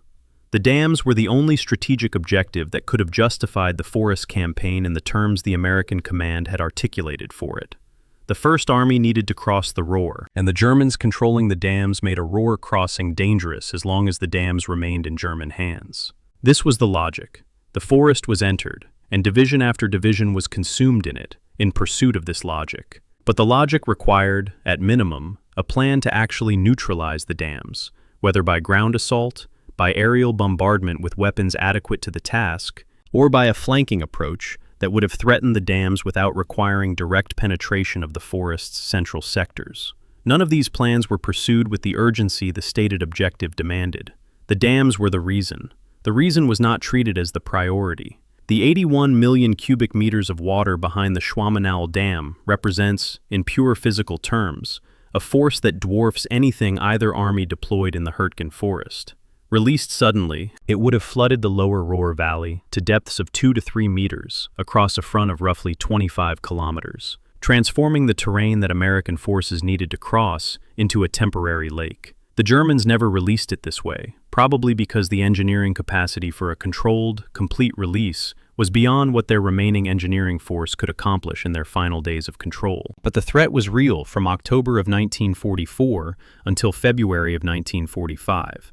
And it hung over every American offensive plan for the Ruhr crossing for those 4 months. It was the loaded gun that the Americans had, in the strict meaning of the term, failed to take away from the enemy. And in the end, even disarmed and partially damaged, it bought the Germans 13 more days. Chapter 13. Operation Queen and the Limits of Air Power. The 16th of November, 1944, was the day the Allied air forces flew the largest tactical air support mission in the history of warfare to that point, and it achieved, against the German frontline defensive positions it was designed to suppress, essentially nothing. 4,500 aircraft, 10,000 tons of bombs, a front that stretched across the entire First Army sector, and the German soldiers in their west wall bunkers, 3 kilometers or more ahead of the bomb line established by the safety restrictions, waded through the noise and the distant concussion, returned to their weapons when the sound stopped, and were ready when the American infantry came over the ridge.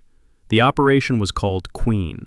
It was designed by the First Army staff as a replication of Operation Cobra, the July 1944 air-ground attack that had shattered the German line at St. Lo and allowed the Normandy breakout. The people who designed it knew that the Hürtgen was not St. Lo. They flew it anyway. The reason Queen was designed with its bomb line 2 miles ahead of American forward positions, rather than directly on the German frontline bunkers, is, like most of the Hürtgen's command decisions, traceable to a specific earlier event.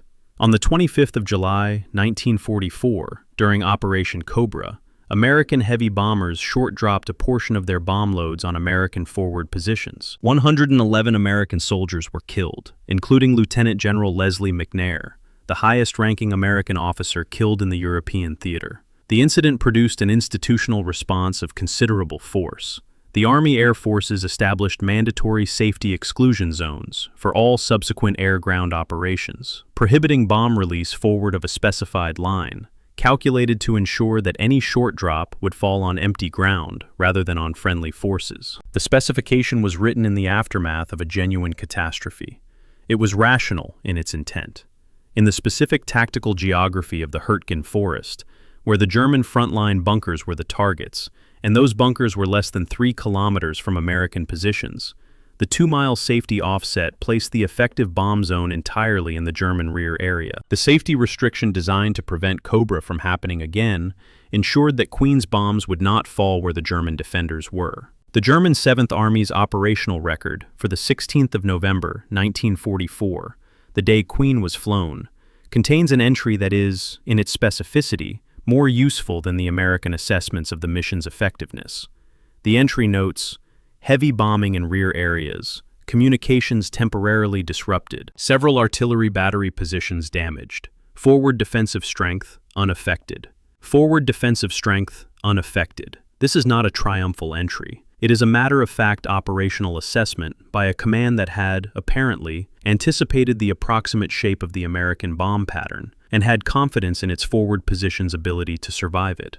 The German frontline troops in their west wall bunkers had approximately 1.2 meters of concrete overhead. The bunker specifications, as American engineers had established from captured structures, required a direct hit from at least a 155mm shell for structural damage. The 2,000-pound bombs falling in the rear areas were not touching the men who would be firing back when the infantry came. The technical question at the heart of Queen's failure, the question of what it actually takes to suppress a prepared defensive position with air bombardment, has an answer that the operational records, once you set them alongside the relevant engineering calculations, make fairly clear. A concrete bunker of the West Wall type cannot be destroyed by near-miss bombs of the sizes available in 1944 from aircraft delivering above medium altitude. It can be suppressed, meaning its occupants can be kept below ground and away from their weapons, if the bombing is sufficiently concentrated to create continuous concussion in the immediate vicinity of the bunker. Sufficiently concentrated means, according to the post-bombing engineering analyses, approximately one bomb hit per 100 square meters of target area, sustained continuously from the start of the bombardment until the infantry reaches the position. At 10,000 tons of bombs distributed across the entire First Army front, the bomb density against any specific section of the German front line, and particularly against the frontline bunkers that were excluded from the bomb zone by the safety restriction, was nowhere near this threshold. The psychological effect of 10,000 tons falling in the rear might have been significant. The tactical suppression effect against the forward positions was measured in the German record as 0. I want to spend a moment on the specific historical tragedy embedded in the Cobra-Queen relationship, because I think it's one of the more structurally interesting ironies in the entire Hürtgen story. Cobra worked. It worked brilliantly.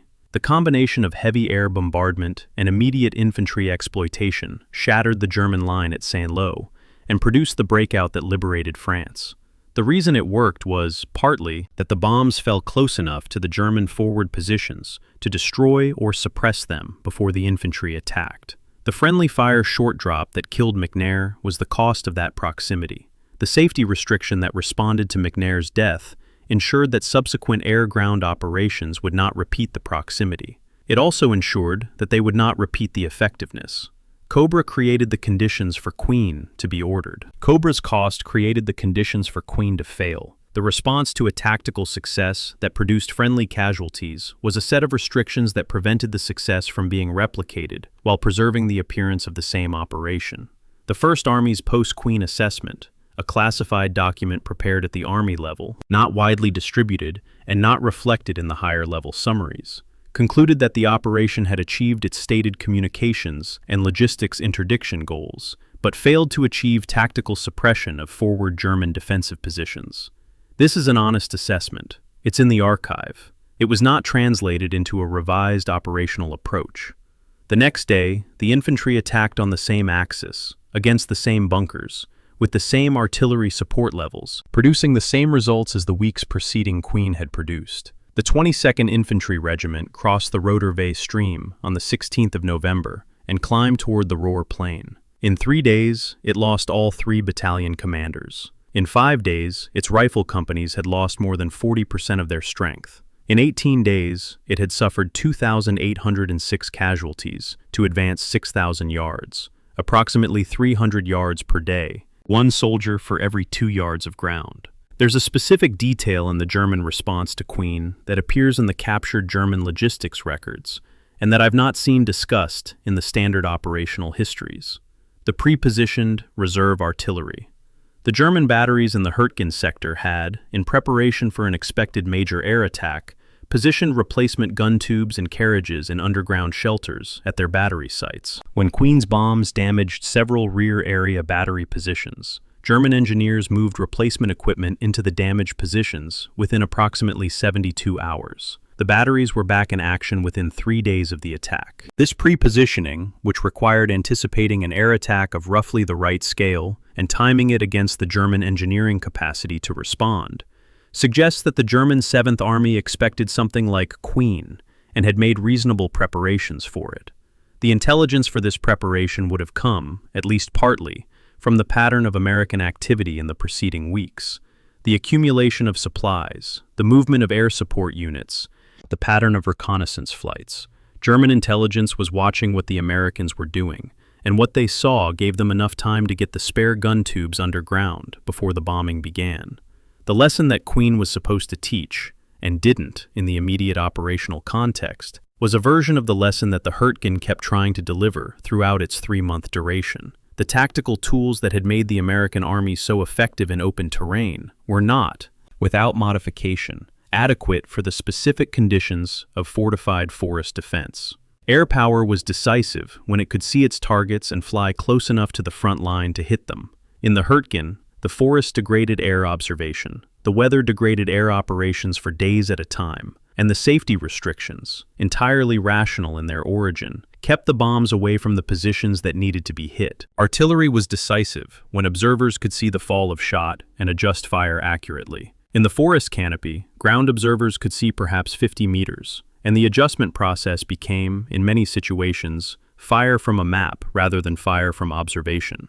Armor was decisive when it could move and maneuver. In the forest, it was confined to the trails, and the trails were mined. The American Army had the most powerful combined arms force in the world in the autumn of 1944. The Hürtgen Forest stripped away the combination, left the arms, and killed the men who tried to use them anyway. Chapter 14. The German Cost. The Price of Winning. There is a column in a German 7th Army Casualty Annex for the period October to November of 1944, a document that exists in the Bundesarchiv in the category of administrative records rather than operational records, which is part of why it doesn't appear in most operational histories of the campaign, that records the casualty rate among non-commissioned officers separately from the casualty rate among enlisted men. The non-commissioned officer casualty rate for the Hürtgen sector during this period was 34% higher than the enlisted casualty rate. 34%. The German NCO, the Feldwebel, the Unteroffizier zur See in the redesignated naval ground units, was the tactical brain of the squad. 3 to 5 years of combat experience concentrated in a single man who knew how to sight a machine gun in close terrain, how to read the forest's acoustic patterns for the approach of unseen enemy, how to call pre-registered artillery coordinates from memory when the fire direction communication failed. These men were dying in the Hürtgen at a rate 1/3 higher than the soldiers they led, and they couldn't be replaced. The standard casualty comparison in the Hürtgen narrative runs approximately 33,000 American casualties against approximately 28,000 German casualties, with the conclusion that Germany achieved a favorable exchange ratio and therefore won the battle. This comparison is accurate in its arithmetic and misleading in its implications. The 28,000 figure derives primarily from German OKH operational records, the records maintained by the Army High Command's operational sections, which, as this series has noted, systematically underreported casualties to Berlin to maintain Hitler's confidence in the defensive picture. A post-war analysis by Charles MacDonald, using German medical records rather than operational records, the records of the military hospitals and medical aid stations that processed actual casualties, which had no institutional incentive to underreport, arrived at a German casualty estimate closer to 38,000 to 42,000. That's a 35 to 50% discrepancy between the official operational record and the medical record for the same force in the same period. The 28,000 figure is what the German army told Hitler. The 38 to 42,000 range is probably closer to what actually happened. But the exchange ratio, even corrected for underreporting, misses the qualitative dimension that the NCO casualty data begins to capture. A German private with 6 weeks of Volksgrenadier training who became a Hürtgen casualty could, within weeks, be replaced with another private with 6 weeks of Volksgrenadier training. The replacement was not equivalent to the original. He had less experience, less unit familiarity, less survival knowledge, but he was comparable in the narrow sense that he filled the slot on the strength return and could perform basic infantry tasks. A German Feldwebel with 4 years of Eastern Front experience who became a Hürtgen casualty could not be replaced. The training pipeline didn't produce 4-year veterans. The replacement pool didn't contain them. When a squad lost its Feldwebel, it lost not just a man, but a repository of accumulated tactical knowledge that had taken years of combat to accumulate. Multiply this across the 3-month duration of the campaign, across multiple divisions cycling through the Hürtgen sector, and the NCO casualty rate begins to describe a qualitative degradation of the German army's tactical capability that the overall casualty ratio completely obscures. The 275th Infantry Division, the primary German formation defending the Hürtgen central sector from September of 1944 onward, presents the clearest illustration of this qualitative attrition in the available records. The division entered the Hürtgen sector with approximately 6,500 men and 150 artillery pieces, its organic strength supplemented by experience. Many of its NCOs and junior officers had been fighting since the early years of the war on the Eastern Front, and had been transferred west after wounds or reconstitution. By the time the division was relieved and replaced in late November, it had been reconstituted from replacement pools 3 times. Its nominal strength remained approximately stable. This was how the replacement system worked, on both sides. Its organic experience strength was approaching 0. The division that occupied the Hürtgen defenses in December was the 275th in name, designation, and organizational chart. In personnel terms, it was almost entirely a different unit. The specific formations that Germany was preserving from the Hürtgen grinder, the units carefully withheld from the forest's attritional fighting and maintained in reconstitution areas for the Ardennes offensive, were the headline strike forces, the SS Panzer divisions, the rebuilt Wehrmacht panzer formations that would spearhead the December attack. These were largely intact, or had been rebuilt to functional striking strength by the time Wacht am Rhein launched on the 16th of December. What had been fed into the Hürtgen, in their place, was the supporting structure, the engineer battalions that cleared obstacles and built bridges, the artillery coordination teams that made panzer advances coherent, the logistics troops that moved fuel and ammunition to sustain an advance beyond its starting point. Model's post-war notes, fragmentary but specific on this point, acknowledged that the consumption of engineer and artillery support resources in the Hürtgen had reduced the assault echelon's logistical depth. The Ardennes offensive launched with its striking power largely intact. It launched with its sustaining power thinned. The distance between those two facts is part of the distance between where the Ardennes offensive got to and where it needed to go. The Ardennes offensive needed to reach Antwerp. Antwerp was approximately 250 kilometers from the Ardennes start line. The offensive's fuel allocation, already below requirement due to the general shortage that had affected the German army since the summer, was calculated to support an advance of approximately 130 kilometers before requiring resupply from captured American depots. This calculation contained a specific assumption, that the advance would proceed at a rate that allowed captured American fuel to be integrated into the supply chain before German fuel was exhausted. The assumption required the offensive to move faster than it moved, and to capture the American fuel depots at Spa and other locations before American forces could move or destroy them. Neither happened at the required speed. German panzer formations running low on fuel in the Ardennes in December of 1944 were the downstream consequence of a supply and logistics structure that had been thinned by 3 months of Hürtgen Forest fighting. The tanks were there. The fuel to move them beyond their culminating point was not. I want to be careful about the causal chain I'm describing here, because the historiographical debate about the Ardennes offensive's failure is complex, and the Hürtgen is only one thread in it. The offensive also failed because American resistance was stronger than German planning had assumed, because the weather eventually broke and allowed Allied air power to operate, because the logistical calculation had always been optimistic, even without the Hürtgen's degradation of support units. Model's prediction that the offensive would not achieve its objectives was not contingent on the Hürtgen. He believed the concept was too ambitious regardless. But the specific failure mode of the Ardennes, German armored columns stalling for fuel in positions that their tactical situation made extremely vulnerable, has a structural connection to the consumption of German logistics and engineer troops in the Hürtgen that the overall casualty comparison between the two campaigns doesn't reveal. The 20. Continuing from where Chapter 14 was cut off, through to the end of Chapter 17, followed by all final deliverables. The 28,000 figure that Germany entered into the ledger as its Hürtgen cost is therefore something closer to a floor than a ceiling, and even corrected upward toward 40,000, it still understates the qualitative dimension of what the forest consumed.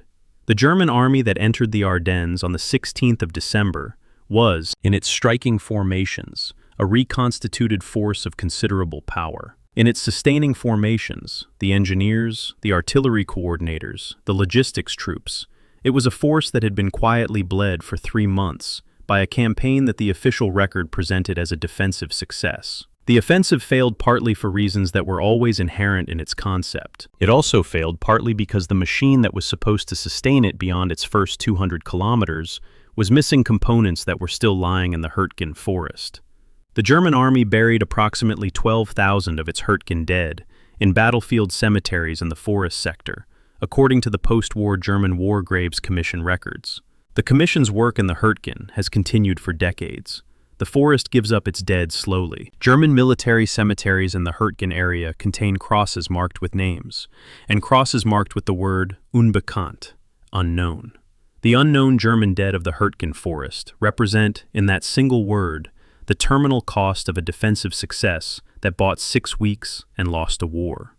Model understood this arithmetic better than most. He had argued for the smaller objective. He had been overruled. He had then executed the larger objective's preconditions with professional precision. And when the larger objective failed, in the snowfields of the Ardennes in January of 1945, the German army in the West began its final, irreversible decline. The Hürtgen's defenders had won their battle. It was the last significant thing they won. Chapter 15, Hemingway's Forest, Memory, Mythology, and the War That Was Forgotten. Open the index of Dwight D. Eisenhower's memoir, Crusade in Europe, published in 1948. Turn to the letter H. The entry for Hürtgen does not exist. The battle that lasted 88 days, that consumed more than 100,000 American soldiers, that produced somewhere between 33 and 55,000 American casualties, depending on how you count. It is not in the index of the Supreme Commander's memoir. Turn to Omar Bradley's A Soldier's Story, published in 1951. 600 pages covering the Western European campaign from Normandy to the Rhine. The Hürtgen receives approximately 4 pages. The Schmidt disaster, the most costly single American divisional action of the European War, receives perhaps a paragraph. The Kall Trail is not described. The tree bursts are not described. The 6,184 casualties of the 28th Division are mentioned in passing. Then the memoir moves on, as memoirs do, to the next battle, the next decision, the next general standing at the next map. The Hürtgen Forest did not make it into the story that the architects of the campaign told about themselves. That absence is not an accident, it is a decision. Ernest Hemingway was in the Hürtgen Forest in November of 1944, attached to Colonel Lanham's 22nd Infantry Regiment as a correspondent for Collier's magazine. He had covered the Spanish Civil War. He had been at Normandy. He had entered Paris with the liberating forces in August. He had seen, by any reasonable standard, a great deal of what war does to human beings, and he had processed most of it, had turned it into prose, into the particular Hemingway compression of violence and dignity, and the specific texture of men under extreme pressure. The forest affected him differently. His letters from this period, held at the Beinecke Library at Yale University, describe a man who found the Hürtgen beyond his usual capacity for the kind of clinical observation that his journalism required. He told Lanham in one letter, whose language Lanham preserved in his diary, that the forest was Passchendaele with tree bursts. Passchendaele, the First World War's name for futile, industrialized killing. Hemingway reached for it immediately, and the comparison is precise in the specific way that only a man who understood both references could make it precise. He did not write about the Hürtgen in any significant published form for years. The one fictional treatment he produced of this period, Across the River and Into the Trees, published in 1950, touches the Hürtgen only obliquely, through a damaged colonel who doesn't quite explain what damaged him. The man who found words for almost everything found the Hürtgen resistant to the process. Charles MacDonald was a company commander in the Hürtgen. This is a fact that matters enormously to how his official history of the campaign should be read, and that is insufficiently emphasized in most of the literature that cites him. He was not an outside observer, applying analytical frameworks to events that happened to other people. He was a man who had been in the forest, who had led soldiers through it, who had experienced in his own body and in the bodies of his men what the tree bursts and the mines and the mud actually felt like. When he sat down to write the official army history of the Siegfried Line campaign, which covers the Hürtgen in considerable detail, he wrote as a historian who also had the authority of a survivor. His description of the campaign as misconceived and basically fruitless is not an academic judgment from a scholar working in archives.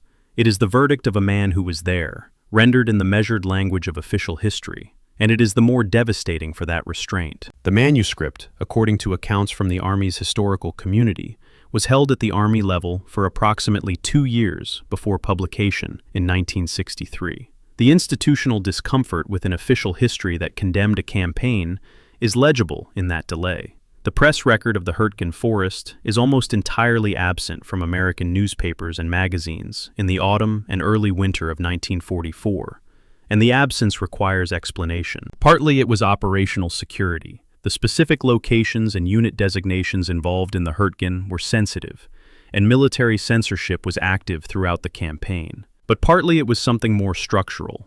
The Hürtgen was not a story that the press apparatus could easily tell in the terms available to it. The liberation of Paris was a story. The capture of Aachen was a story. The Battle of the Bulge, when it came, was a story. An enormous, dramatic, visually comprehensible story of German breakthrough and American resistance, and ultimately, Allied triumph. The Hürtgen was not any of those things. It was weeks of slow movement through an invisible forest, with no dramatic single engagement, no liberation of a famous city, no clear moment of victory or defeat. When the Bulge began on the 16th of December, the journalistic resources that had been nominally covering the Hürtgen were entirely redirected.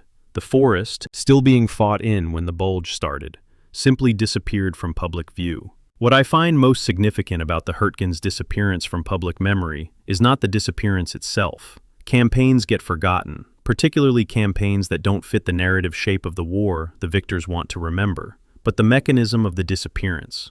It wasn't passive forgetting. It was active institutional management, operating at multiple levels simultaneously. The generals who commanded the campaign didn't include it substantively in their memoirs. The official history was delayed. The press was redirected by a more dramatic story. The veterans, facing the specific difficulty of explaining an experience that had neither the moral clarity of Normandy nor the dramatic arc of the Bulge, mostly kept quiet. The Hürtgen disappeared because every institution and individual with the power to keep it visible had reasons not to. This is a recognizable pattern in the history of military disasters, and the Hürtgen is one of its clearest examples. The Defense POW/MIA Accounting Agency, the American government body responsible for identifying and recovering the remains of missing American servicemen, has been working the Hürtgen Forest project since the early 2000s. As of late 2025, the project had made more than 50 individual identifications. Approximately 200 Americans from the Hürtgen campaign remain officially unaccounted for. The DPAA's methodology in the forest combines archival research, unit records, burial records, witness accounts from both American veterans and German civilians, with aerial LiDAR survey that uses pulsed laser measurements from aircraft to map the forest floor at centimeter-level resolution through the canopy, identifying disturbed ground features that are invisible to conventional ground survey. LiDAR can detect, under decades of leaf litter and root growth, the specific soil disturbance signature of a hastily dug battlefield grave or the detritus of a fighting position. It can see through the forest that has grown back over the battle. The technology is finding men who have been in that ground for more than 80 years.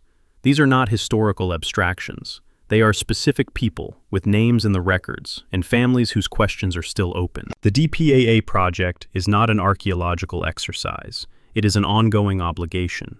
There is one detail about Hemingway's presence in the Hürtgen that I want to include here because it sits in the archive with a particular awkward specificity. War correspondents were formally prohibited from carrying weapons. They had non-combatant status under international convention, which protected them from execution if captured and required them, in theory, to observe rather than participate. Hemingway's record in this regard was, throughout the European campaign, somewhat irregular.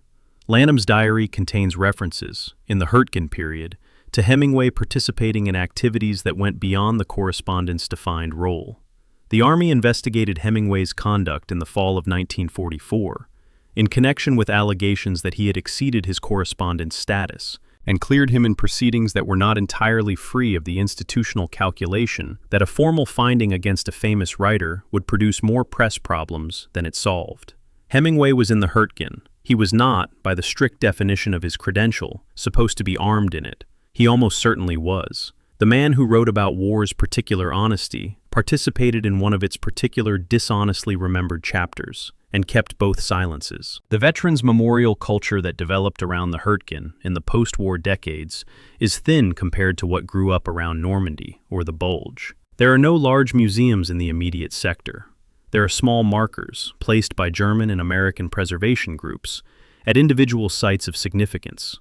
The village of Schmidt has a small memorial. The Kall Trail, which you can still walk today, has markers at intervals. The forest has grown back over most of the fighting ground, so completely that in many sectors, the only physical evidence visible to the ordinary visitor is the overgrown concrete of the German bunkers, protruding through the undergrowth in the specific gray-green of old reinforced concrete under moss. The bunkers outlasted everyone who fought around them. They will outlast, probably, most of the people reading or listening to this account. They are the forest's most permanent record of what happened there, and they say nothing that needs to be translated or interpreted. They are simply still there, solid as the day they were poured, in a forest that has quietly reclaimed everything else. Chapter 16. The Bridge to the Bulge. What the Forest Built.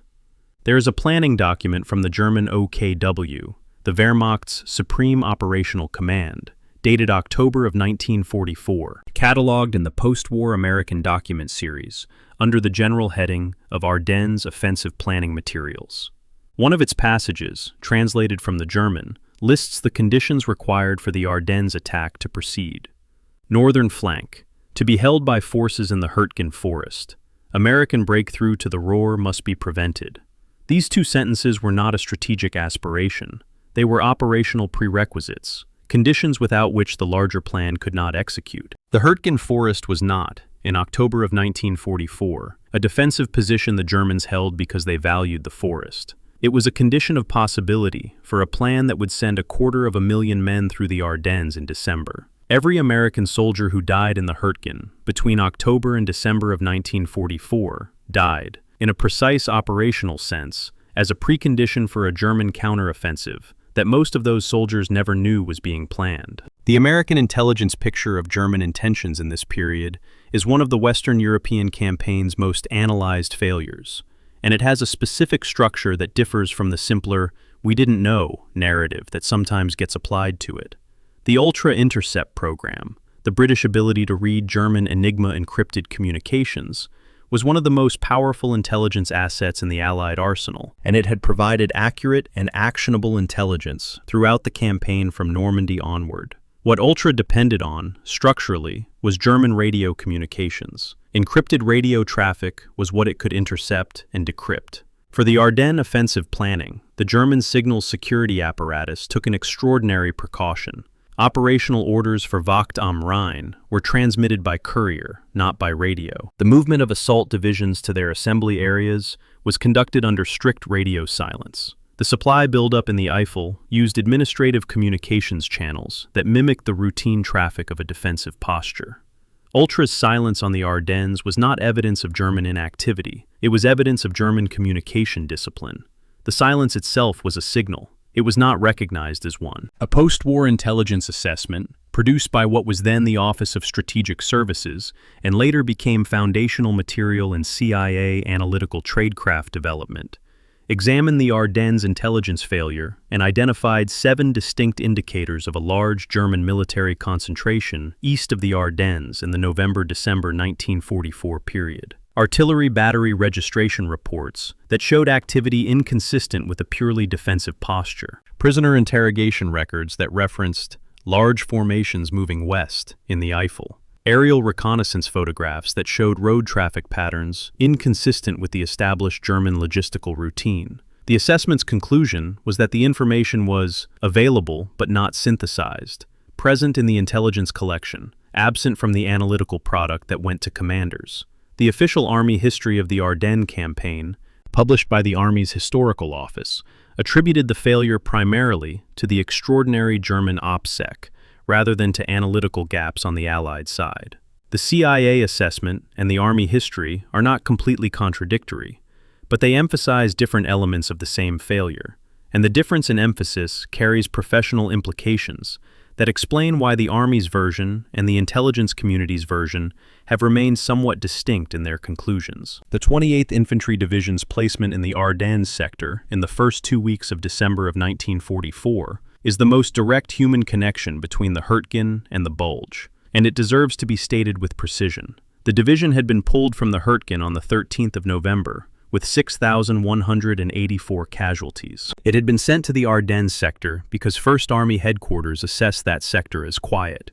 Thin German defensive positions, no indication of offensive intent, suitable for a battered division to rest and refit. The 28th occupied its Ardennes positions under strength, with high proportions of recent replacements in its forward battalions, with its organic, experienced personnel severely depleted from the Schmidt operation, with unit cohesion that had not had time to rebuild after the November catastrophe. When the German offensive struck on the 16th of December, the division's sector received some of the heaviest initial German pressure. The men who had walked out of the Kall ravine a month earlier were, again, at the front of something catastrophic. This is not metaphor or narrative convenience. It is the direct operational consequence of a sequence of decisions about where to use and where to rest a division that the Hürtgen had consumed. The German assembly of the Ardennes strike force was, in its operational security dimension, one of the most successful deception operations of the Second World War. The movement of approximately 250,000 men, roughly 1,900 artillery pieces, and more than 700 armored vehicles from dispersal areas to assembly positions in the Schnee-Eifel, conducted almost entirely at night over a period of approximately 6 weeks, within 40 to 50 kilometers of active American frontline positions. This was achieved without American detection of its scale or intent. The fuel requirement for the assembled force was approximately 17 million liters, a figure that represented nearly the entire German Army's available Western Theater fuel reserve, accumulated over months at the cost of limiting operations in other sectors. The concentration was, by any measure, audacious in its ambition and extraordinary in its execution. It was also, in the assessment that Model made to Hitler before the offensive began, insufficient for its stated objective. The force was large enough to achieve the initial breakthrough. It was not large enough, and its logistical tail was not deep enough to reach Antwerp. Model believed this.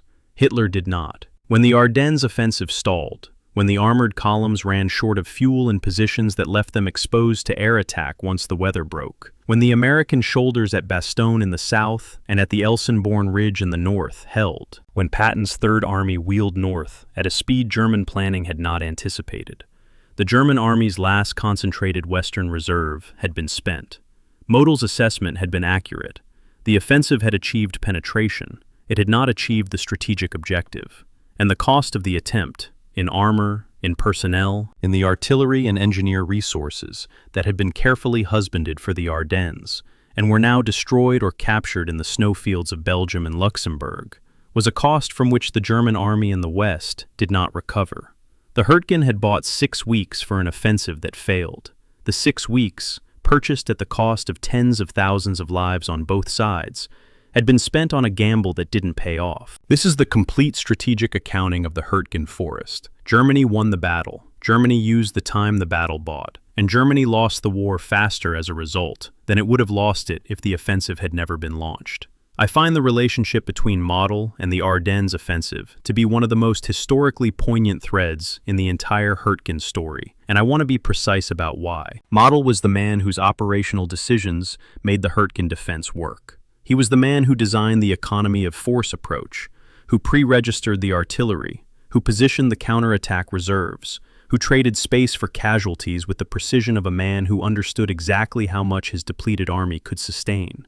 His Hürtgen performance was, by the professional standards of military art, genuinely impressive. And he did it all in service of an offensive plan he believed was wrong, an objective he had told Hitler was beyond the Wehrmacht's available capacity, for which he had proposed a smaller, achievable alternative, and which he had been ordered to support anyway. He executed the orders. He executed them well. The offensive failed as he had predicted, and then he continued to serve in a war that was already, by any honest military assessment, irretrievably lost, until there was nowhere left to go and nothing left to command.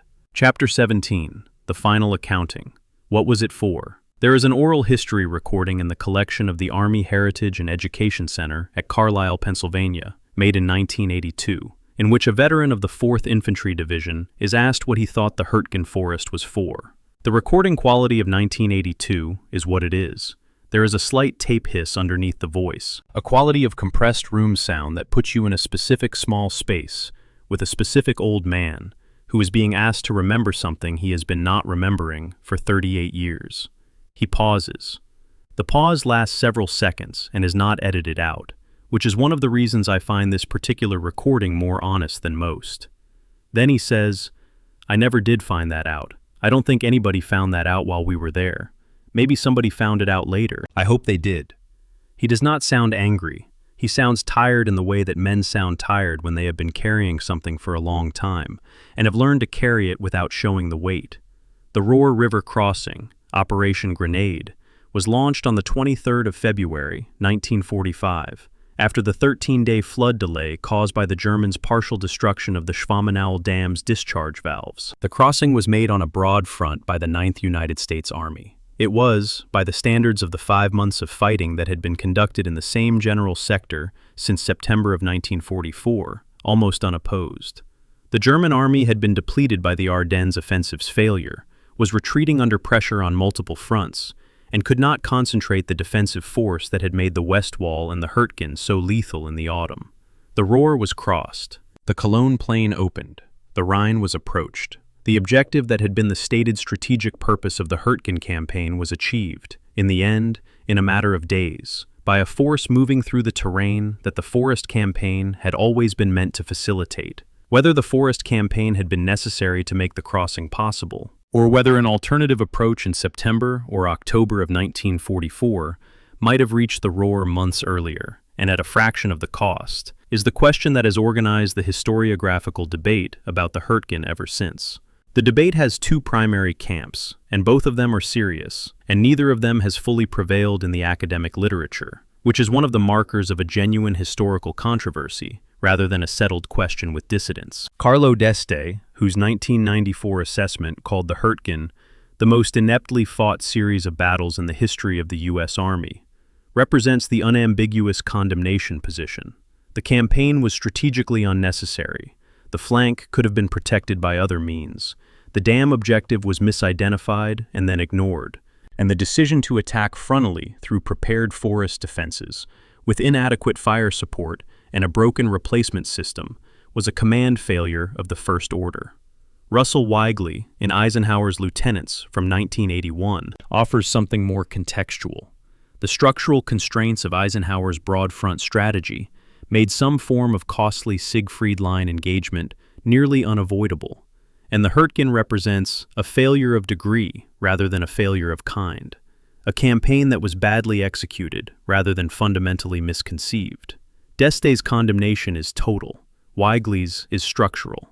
Both are supported by the evidence. Both are also partial. The truth of the Hürtgen contains both the individual command failures that d'Este catalogues and the systemic constraints that Weigley identifies, and reducing it to either alone is a simplification that the archival record doesn't support. Charles MacDonald's verdict, misconceived and basically fruitless, has a specific weight that neither d'Este nor Weigley quite matches, because MacDonald was there. He was a rifle company commander in the Hürtgen. He wrote the official history of the campaign, knowing that the men he had led through that forest had died in it, and he did not soften his professional judgment to protect the reputations of the generals who had sent those men in. This required a kind of intellectual honesty that official histories rarely produce, and MacDonald's Hürtgen account is one of the better examples in the American military history literature of a man putting the truth of the record above the comfort of the institution. He was cross-referencing the same documents that more protective historians were using, and arriving at different conclusions because he was also cross-referencing them against his own memory of what the forest felt like in November of 1944. Both of those sources, the documents and the memory, told him the same thing. He reported it. The command accountability question, who bears specific responsibility for specific failures, has never been resolved in the way that some military disasters produce a definitive finding. Hodges retired with honors. Collins retired with honors. Bradley's memoir presents the campaign in terms compatible with a commander who made reasonable decisions in difficult circumstances. The Army conducted no formal Hürtgen-specific lessons learned review in the immediate post-war period. The campaign was absorbed into the general Siegfried Line campaign history, its specific failures diluted into the larger narrative of a difficult autumn that nonetheless ended in Allied victory. The individual command errors, the absence of reconnaissance before the Kall Trail was designated a main supply route, the repetition of failed operational approaches without systematic reassessment, the failure to designate the Roer dams as a primary objective until the opportunity to take them efficiently had passed, were individually documented in various after-action reports and historical studies. They were never compiled into a single verdict that named names and assigned accountability. The Army, in the post-war period, was not in the business of conducting that kind of accounting about its own senior officers. When I sit with the complete picture of the Hürtgen campaign, from the terrain survey forms of August 1944 through the Schwamenau's flooding of February 1945, I find myself returning not to the big strategic questions, but to a specific small one. The engineer who wrote vehicular use, questionable on the terrain assessment form in August of 1944. This person, whose name I don't know, whose rank I don't know, whose specific professional history I can't trace in the records, saw something true. They wrote it down. They placed it in the document that went forward into the planning process. And somewhere between the act of writing it and the act of planning the operation, the question mark stopped being a question. I keep thinking about whether they knew what had happened, whether they read the casualty reports from the Kall Trail in November and recognize their own annotation in the footnotes of the disaster, whether they thought about it the way people think about the thing they said that wasn't heard. I have no way of answering this. The archive doesn't preserve it, but the question has stayed with me throughout the preparation of this series in a way that more answerable questions haven't, because it seems to contain, in miniature, everything the Hürtgen was about. Information that was accurate, notation that was made, and a planning process that moved past it without stopping to find out what it meant. The final arithmetic of the Hürtgen Forest campaign resists clean summary, which is part of why it has been avoided in the popular record. The American casualty range, 33,000 at the lower bound, 55,000 at the upper, reflects genuine methodological disagreement about which phases and which categories to include. The German casualty range, 28,000 in the official operational record, 38 to 42,000 in the medical record, reflects documented systematic underreporting. The ground gained, a strip of devastated forest approximately 30 kilometers wide, never fully secured, eventually bypassed rather than cleared, cannot be measured in strategic value because it had almost none in isolation. The dams were eventually taken in February of 1945, too late to matter to the battles they were supposed to enable, and too late to prevent the 13-day flood that was the Germans' final operational use of them. The Ruhr was crossed, the Rhine was reached.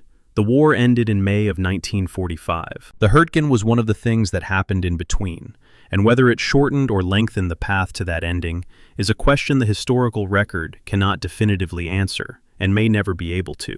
What the historical record can answer, what it answers clearly in the G2 periodic reports and the tank battalion maintenance logs and the chaplain's reports and the letters from Pittsburgh and the German pioneer reports in the Bundesarchiv, is what the campaign cost, specifically and in detail, and what it produced, specifically and in detail. It cost between 33 and 55,000 American casualties. It cost between 28 and 42,000 German casualties, a disproportionate share of them the experienced NCOs, who were the tactical spine of the defending formations. It cost 5 complete American divisions their combat effectiveness, for periods ranging from weeks to months. It cost the 28th Division its rest period before the Bulge. It cost Ernest Hemingway whatever it cost him, in the specific way that the forest affected a man who had found words for almost everything else. It produced, for Germany, approximately 6 weeks of secured northern flank, during which the Ardennes offensive was assembled, an offensive that failed, and that spent Germany's last concentrated reserves in failing, and that thereby accelerated rather than delayed the final Allied victory. This is the complete ledger. It does not resolve cleanly into either worth it or not worth it. It resolves into something more honest and more uncomfortable, a record of what human institutions, at their worst and their best, are capable of doing to each other and to the men they send to execute their decisions. The Hürtgen Forest is still there. The trees have grown back. The concrete bunkers are still standing under their moss. The Defense POW/MIA accounting agency is still working with LiDAR and DNA analysis and 80-year-old unit records to find the roughly 200 Americans who are still in that ground. The forest that was described in 1944 as the worst place any soldier had ever fought is, to the visitor today, quiet and green and entirely ordinary in the way that places where terrible things happened eventually become ordinary, because the world keeps growing over them, and the light keeps changing, and the seasons keep moving. The quiet is not peaceful, exactly. It is the quiet of a place that has absorbed something it is still, in its slow biological way, processing. When you walk the Kall Trail today, and you can walk it, it is marked. There are information boards at intervals explaining what happened there. The trail is narrow, and the slope is steep, and the ravine below is dense with undergrowth. You can see, if you look carefully, where the trail bends above the creek crossing. You can see the angle of the slope. You can see why a 30-ton tank would have had difficulty on that bend in wet November clay. You don't need an engineering calculation to see it. You can just see it. And that, perhaps more than anything else in this story, is what has stayed with me longest. Was the Hürtgen campaign a strategic necessity or a command failure? This foundational debate divides along two lines that have never been fully reconciled. Carlo d'Este's position, stated most directly in his military biography work and in his assessments of the Western European campaign, is that the Hürtgen was an avoidable disaster, that the Monschau corridor bypass was operationally viable in September of 1944, that the Rohr Dam objective was misidentified and then ignored, and that no honest strategic calculus justified committing 5 infantry divisions to frontal assault through prepared forest defenses. Russell Weigley's more contextual position, developed in Eisenhower's lieutenants, argues that Eisenhower's broad front strategy created structural constraints that made some form of costly Siegfried Line engagement nearly unavoidable, regardless of the specific route chosen, and that the Hürtgen's failures were failures of execution within a strategic framework that was itself defensible. Charles MacDonald's verdict, misconceived and basically fruitless, occupies a specific position in this debate because of his dual authority as both historian and veteran. He is arguing from the documents and from experience simultaneously, which gives his condemnation a weight that purely analytical assessments lack. The debate remains open. The evidence supports elements of all three positions and does not resolve cleanly into any one of them. What were German casualties, and does the exchange ratio constitute a German victory? The standard figure of approximately 28,000 German casualties derives from OKH operational records. Charles MacDonald's post-war analysis, using German medical records rather than operational records, arrived at a figure between 38,000 and 42,000, a 35 to 50% upward revision. This discrepancy reflects a documented pattern of systematic underreporting in German operational records during the autumn of 1944, when field commanders delayed casualty reporting to maintain the appearance of unit strength to higher headquarters. The medical records, which tracked actual treatment events with no institutional incentive to minimize, tell a different story. Beyond the total figure, there is a separate debate about the qualitative dimension of German casualties, specifically, whether the disproportionate loss of experienced NCOs in the forest fighting constituted a form of strategic attrition that contributed materially to the Ardennes offensive's failure to achieve its objectives. This connection between Hürtgen NCO losses and Ardennes' logistical culmination is asserted in fragmentary form in Modal's own post-war notes, but has not been the subject of a comprehensive analytical treatment in the English-language literature. Did American intelligence fail at the Ardennes, or was the information available and not synthesized? The Office of Strategic Services post-war assessment identified 7 distinct intelligence indicators of the Ardennes concentration in the November to December 1944 period, and concluded that the information was available but not synthesized. The official Army history of the Ardennes campaign attributed the intelligence failure primarily to the extraordinary German communications security for Wacht am Rhein, the deliberate use of courier rather than radio for operational orders, the radio silence in assembly areas, the use of a defensive-sounding code name. These two assessments are not fully contradictory. Both OPSEC success and analytical failure can be simultaneously true, but they differ in their allocation of responsibility between German deception and Allied analytical failure. The debate has contemporary professional relevance because it shapes the institutional lessons drawn from the episode. If the failure was primarily OPSEC success, the lesson is about the limits of signals intelligence against a disciplined adversary. If the failure was primarily analytical, the lesson is about the obligation to synthesize available indicators even when no single indicator is conclusive.